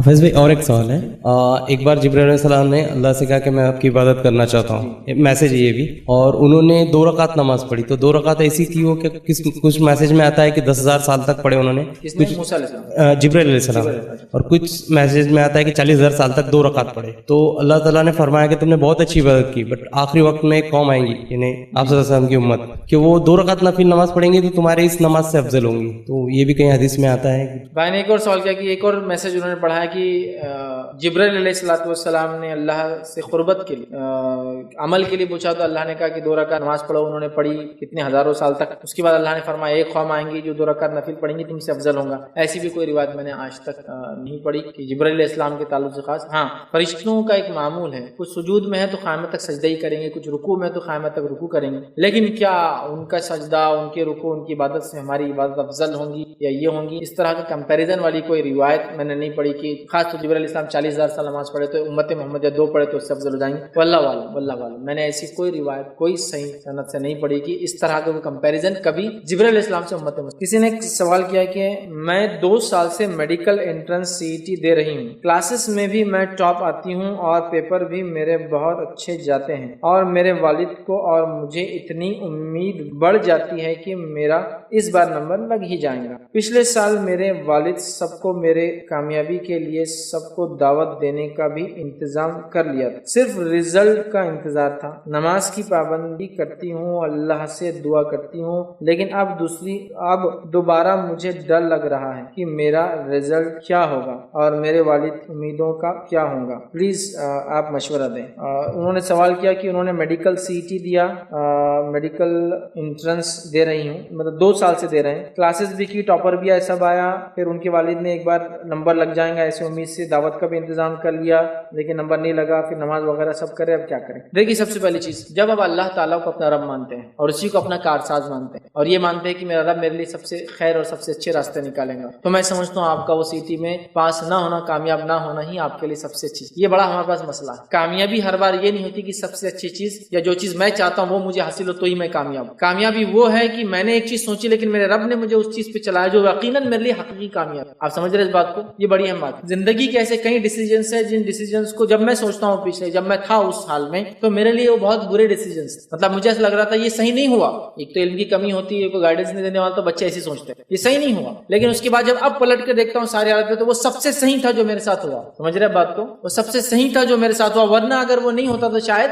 سمجھ رہا پھر وہ کچھ اور نتیجہ. تو ہم انسان بہت شارٹ سائٹڈ ہوتے ہیں, بہت نزدیک کا دیکھتے ہیں. جب آپ نمازی ہیں, سب کچھ کر رہے ہیں, اللہ پر توکل کر رہے ہیں, اور سب کچھ اچھا ہونے کے بعد بھی آپ کا نمبر نہیں لگنا, this is something good for you. میں کہوں گا یہ آپ کے لیے اچھا ہے, تبھی تو اللہ تعالیٰ آپ کے لیے چوز کرا, اس لیے کہ ہو سکتا ہے کوئی چیز کو ہم خیر سمجھے لیکن ہمارے لیے شر, اور کسی چیز کو ہم اپنے لیے شر سمجھے ہمارے لیے خیر. اس کی ایک مثال دیتا ہوں. ایک واقعہ تھا مصر کا کہ ایک صاحب ٹیچر تھے سعودی عرب میں, جاب کے لیے وہاں تھے, اپنے شہر سے نکلے, کائرو کے اندر فلائٹ لینا تھی, سعودی عرب پہنچنا تھا, اور مطلب جاب پر پہنچنا بہت ضروری تھا. وہ نکلے اور ٹریفک میں پھنسے. جب پہنچے تو فلائٹ جا چکی تھی. اتنے غمزدہ, غمگین کی دنیا میں اس سے بڑا غمزدہ کوئی نہیں, ایک دم منہ لٹکا ہوا پریشان, کار میں بیٹھے واپس. جب واپس گھر آ رہے تھے, گھر ابھی پہنچے بھی نہیں تھے, تو ریڈیو پہ, کیونکہ ریڈیو کامنلی ٹیکسیز میں ہوتا ہے, ریڈیو پہ خبر آئی کہ وہ فلائٹ جو کائرو سے قاہرہ سے نکل کے جدہ جا رہی تھی وہ سمندر میں کریش ہو گئی, کرو کے ساتھ سارے لوگ مارے, مطلب سبھی مر گئے. ابھی دنیا کا سب سے خوش نصیب آدمی. 1 گھنٹہ پہلے ایئرپورٹ پہ سب سے بد نصیب, پاسپورٹ پہ ویزا اسٹیمپنگ نہیں ہوئی, کیا سب ٹکٹ ویسٹ, جاب چلی گئی نا سمجھو ایک طرح سے, اگر ایگزامس وغیرہ ہوں گے جاب تو گئی اس کی. اور ابھی دنیا کا سب سے خوش نصیب. ایک ہی واقعہ ہے, 2 پہلو. یہ کیسا ہوگا بھائی, ابھی تو سب سے بد نصیب سبھی خوش. یہی ہوتا ہے, کبھی نتیجہ جلدی دکھتا ہے اور کبھی نتیجہ آخر, لیکن یہی تقدیر ہے یاد رکھیے, اس کو آپ کو ماننا چاہیے. آپ نے سب کچھ کرنے کے بعد بھی سب سے پرفیکٹ وہ چیز نہیں ہوتی ہے, سمجھ رہے ہیں. اور بہت ساری بار اس چیز کو میں اپنی ذاتی زندگی میں بھی دیکھ چکا ہوں, لیکن وہ آپ کے لیے سب سے خیر ہوتا ہے, سب سے زیادہ اچھا. جیسا کہ سب کچھ تیاری کیا, سب سے جلدی گیا, اس چیز کے لیے سب سے زیادہ مجھے امید تھی کہ میں وہاں پہنچ جاؤں گا, اور اسی دن کی فلائٹ مس ہو جانا. ایک تو آنکڑے بھی سامنے آتے 5 فگر کے جو ڈوب جاتے فلائٹ مس ہونا والے تو, اور دوسرا وہ جو چیز اٹینڈ کرنے آپ جا رہے تھے, وہ پروگرام, وہ چیز آپ سوچ رہے کیسا ہوتا ہے, مس ہو جائے. سامنے والوں کی امیدیں, ان کی تیاریاں, اور آپ مس ہو, لیکن وہی خیر ہوتا, سمجھ رہے ہوتا ہے انسان کے ساتھ. یار ایسا کیسا ہوگا, میں نے سب کچھ کیا, جلدی نکلا اورنگ سے, فلاں ہوا, یہ ہوا, ایسا کیا, بامبے پہنچ گئے جبھی, اور پھر اس کے بعد بھی یہ کر رہے, اسٹاف پہ چلا رہے وہاں کے, اور یہ کر رہے, اور سمجھ رہے بات.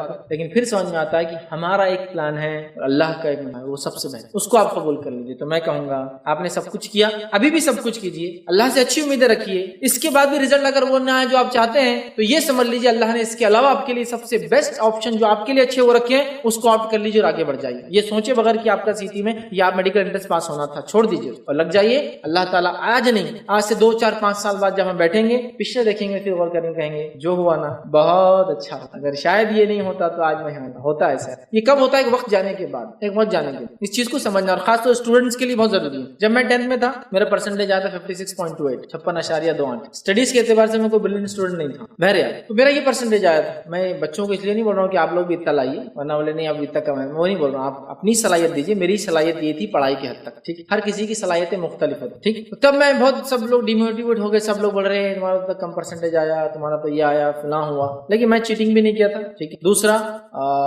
چیٹ نہیں, اور دوسرا یہی میری محنت تھی, اس کا نتیجہ, اور میں اس پہ خوش تھا. لیکن سب لوگوں نے تو ایسا ہو گیا, اتنا کم پرسنٹیج آیا, اور یہ تو تھوڑا سا آدمی ڈیموٹیویٹ ہوا تھا, پریشان ہو, ایک دم وہ ہوتا, پریشان ہوتا. تو میں بھی کچھ لوگوں کے ساتھ پریشان رہنا. پھر کالج میں بھی عجیب کر دیے تھے انہوں نے, جب کلاس وائز کر دیے تھے, مطلب پرسنٹیج 90 to 75 کلاس الگ, 75 to 60 کلاس الگ. اب آپ کا گریڈ کون سا, اس سے اچھا تم 60 کے نیچے ہے.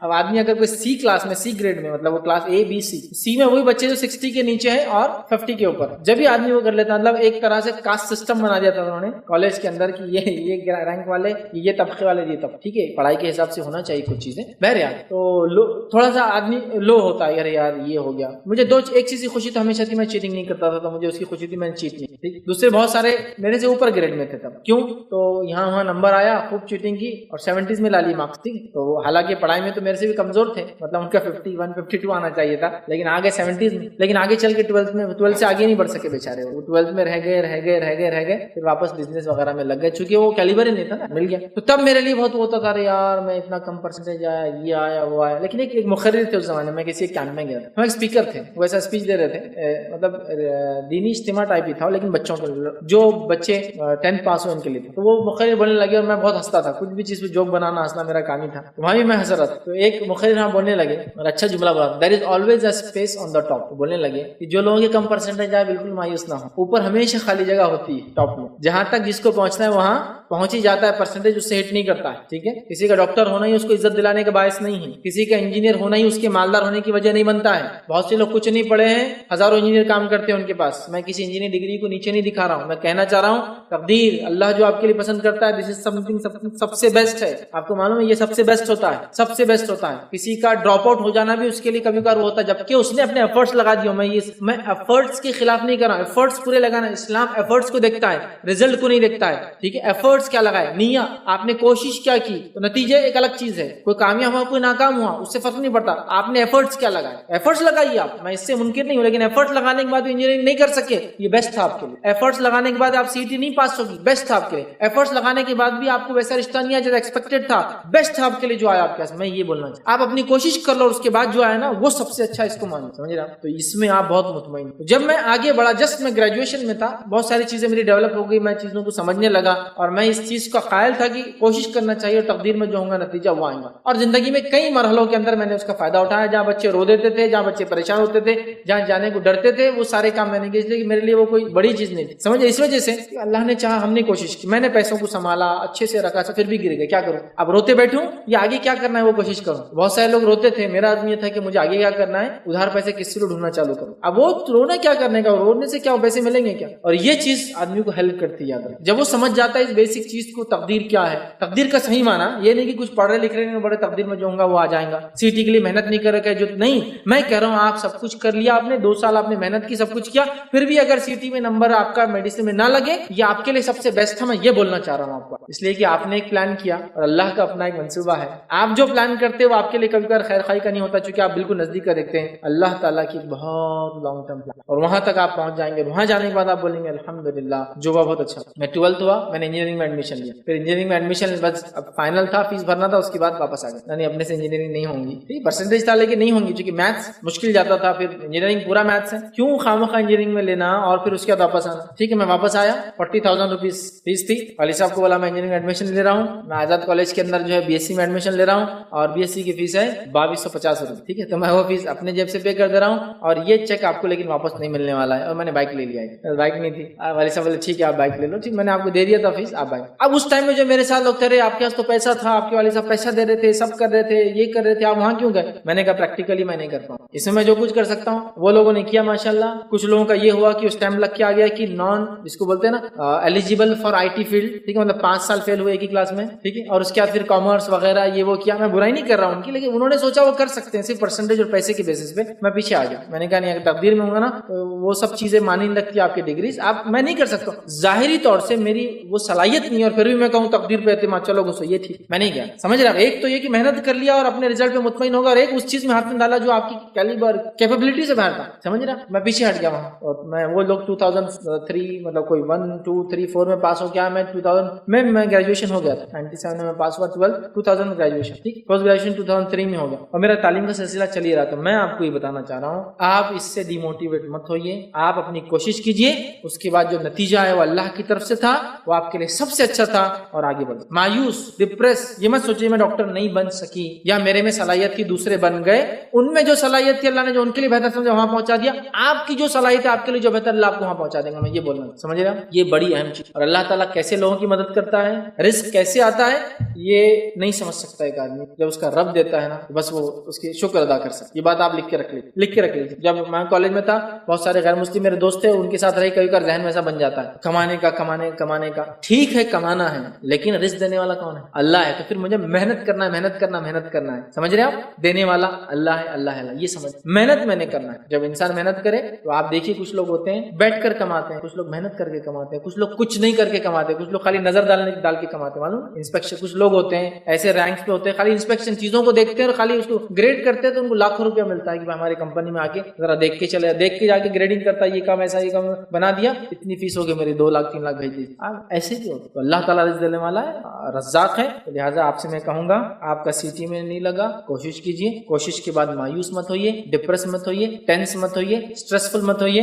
آپ نے جو سوچا آپ کی ایک سوچ تھی, اللہ تعالیٰ اس سے اچھا آپ کو سوچ رہا ہے. جو ہو رہا ہے اس میں خوش ہوئیے اور آگے بڑھ جائیے. دیکھیے زندگی کے مرحلے پہنچنے کے بعد جب پیچھے مڑ کے دیکھیں گے تو بڑے خوش ہوں گے آپ، جو ہوا وہ سب سے اچھا ہوا. ٹھیک ہے، تو لہٰذا کوشش کرتے رہیے لیکن نا امید بنو. السلام علیکم فیض بھائی. میرا سوال یہ تھا کہ بہت ساری مسجد میں جب اقامت پڑھی جاتی ہے تو بہت سارے لوگ حی علی الصلاۃ تک بیٹھے رہتے ہیں اور بعد میں اٹھتے حی علی الصلاۃ بولے بات، کیا یہ حدیث میں ہے ایسا؟ بھائی نے ایک سوال کیا، کیا حی علی الصلاۃ تک خاص بیٹھنا اور پھر وہ پڑھنے کے بعد اٹھنا کیا یہ حدیث میں؟ تو ایسا میں کسی حدیث میں نہیں جانتا ہوں کہ ایسا کوئی مسئلہ ہو جس میں حی علی الصلاۃ تک نبی اکرم صلی اللہ علیہ وسلم نے بیٹھنے کا حکم دیا اور اس کے بعد لوگوں کو کھڑے رہنے کا حکم، سوائے اس کے کہ ایک روایت آتی ہے جس کو لوگ پیش کرتے ہیں، وہ یہ تھا کہ نبی اکرم صلی اللہ علیہ وسلم پیچھے سے آ رہے تھے اور کوئی ایک صحابی نے جو اقامت شروع کر دی، یا پھر آپ کھڑے تھے شاید پھر جا کر آئے تو وہ اقامت شروع کر دی تھی، تو صحابہ بیٹھے رہے چونکہ امام سامنے تھا نہیں، یہ اقامت دے رہے امام نکل گیا تو صحابہ بیٹھے تھے اور حی علی الصلاۃ پہ آپ صلی اللہ علیہ وسلم جب آئے تو صحابہ پھر کھڑے ہو چکے، اب امام آ چکے. سمجھ رہے بات کو؟ ایک ایسا واقعہ آتا ہے لیکن اس کی مجھے سند اور حوالہ نہیں معلوم، تو وہ اس کو بیس بنا کر بولتے ہیں کہ نبی اکرم حی علی الصلاۃ بولنے تک صحابہ نہیں اٹھے، لیکن مسئلہ کیا تھا، آپ صلی آگے بڑھے، اقامت شروع ہوئی، پھر آپ نکلے کسی وجہ سے، پھر آپ واپس آئے تو صحابہ نے کیا دیکھا کہ نبی تو ہے نہیں، اب اقامت ہوں گی بھی تو رکنا ہی ہے امام کے آنے تک، تو بیٹھے رہے. پھر نبی اکرم صلی اللہ علیہ وسلم کے وقت پہنچے تو صحابہ اٹھ گئے کہ تو اب امام آ چکے تھے. سمجھ رہا؟ تو اس طرح کا مسئلہ تھا، اس کی بھی روایت میں نے سند نہیں جانتا، یہ واقعہ میں ایک واقعہ میں نے پڑھا تھا. لہٰذا لوگ اس کو بیس بنا کے بولتے ہیں حی علیہ الصلاۃ تک بیٹھے رہنا، پھر حی علیہ الصلاۃ تک بیٹھتے ہیں اور خود بیٹھتے نہیں، اگر کوئی کھڑا ہو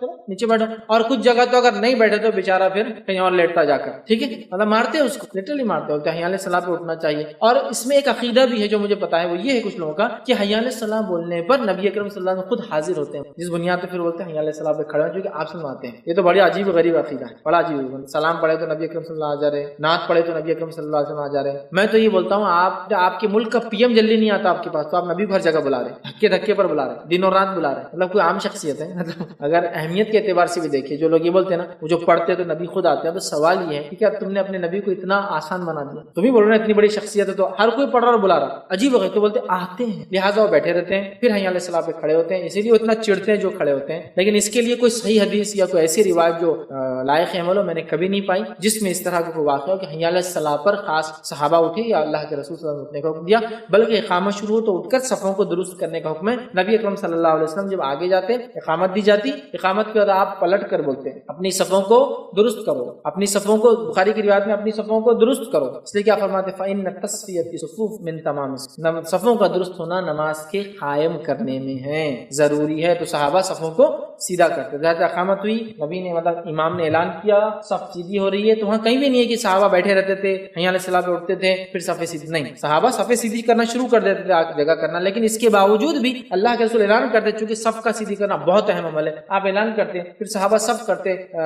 کچھ روایتوں میں آتا ہے یا کچھ صحابہ کے اقوال آتے، وہ کہتے اتنی صف سیدھی کرتے سر نیزہ ہوتا نا، ایک دم تیر ہوتا ہے، ایک دم رائٹ ہونا، تیر سیدھا ہونا تو ڈائریکشن میں صحیح جاتا ہے، اتنا صحابہ صفوں کو ٹائٹ کرتے اور کوئی جگہ خالی نہیں ہوتی، کاندھے سے کاندھا قدم سے قدم لگتے. ایک مرتبہ ایک صحابی کھڑے تھے اور ابو دجانہ نام تھا رضی اللہ عنہ، اور ان کا فزیک ایسی تھی کہ چیسٹ باہر رہتا تھا، ہو سکتا آرمس وہ ہو یا پھر بیکس بڑے ہوتے کسی کے، تو فزیک ایسی ہو جاتی، ان کی فزیک تھی. تو نبی اکرم صلی ایک بار صف میں دیکھا ہوں چیسٹ باہر، تو آپ نے کہا ابو دجانہ کی امت میں اختلاف چاہتے ہو؟ کہا نہیں، تو کہا سینے کو اندر لو، تو وہ ایسے کھڑے ہوئے، مطلب چیسٹ بھی باہر نہیں آنا ہے، صفیں اتنی درست، سینے اور کاندھا اور قدم بالکل سیدھا، اتنا بھی فرق نہیں، تمیز نہیں کہ بات آپ کو بولے گا نا ابو دجانہ کا چیسٹ باہر نکلتا ہے، ٹھیک، اور وہ ایسے ہی تھے. ایک روایت میں آتا ہے وہ صحابی کا فزیک کی وجہ تھا، ایک جنگ میں تھے اور ابو دجانہ رضی اللہ عنہ ویسے ہی ایسے تھے اور چلنے لگے. صحابہ نے کہا یہ تو اکڑ والی چال ہے، نبی اکرم صلی اللہ علیہ وسلم کا ابو دجانہ کو چھوڑ دو، جنگ میں یہ چال کا گناہ نہیں، جنگ میں اگر کوئی ایسا چلتا ہے تو اس کا نہیں، چونکہ جنگ دکھاوا ہے، جنگ دھوکا ہے نا، وہاں دشمن کو وہ کرنا. اب اگر کوئی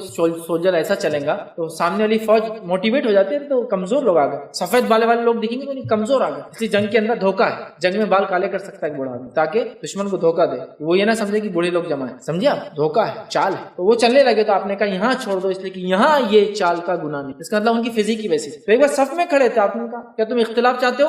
فوراً اندر لے لیا. مطلب صف اتنی سیدھی ہوتی تھی، قدم سے قدم، کاندھے سے کاندھا، سینہ بھی باہر نہیں نکال، حالانکہ ان کی فزیک تھی، پھر بھی کہا گیا اندر رکھو. تو صفوں کا درست کرنا اتنا اہم ہے. لہٰذا ایسی کوئی دلیل میرے پاس نہیں، یا میں نے کبھی نہیں پڑھی کہ حی علیہ الصلاۃ پہ خاص صحابہ اٹھتے تھے یا تابعین تابعین، یا کہیں بھی فقہ کی کتابوں میں حی علیہ الصلاۃ پہ اٹھنے کا کوئی فقہ، کسی فقہ میں مشہور معروف 4 فقہ ہے، ان میں بھی نہیں ملے گا کہ حی علیہ الصلاۃ پہ اٹھنا کوئی مسئلہ ہے شرعی، یہاں اٹھا جائے یہاں بیٹھ، کہیں نہیں. بہرحال لوگ بہت ساری باتوں کو بنا دیتے ہیں. اللہ تعالیٰ ہمیں ایسے دین میں کوئی نئی کام سے حفاظت کرے. وآخر دعوانا الحمد للہ رب العالمین. سبحان ربک رب العزۃ عما یصفون وسلام علی المرسلین.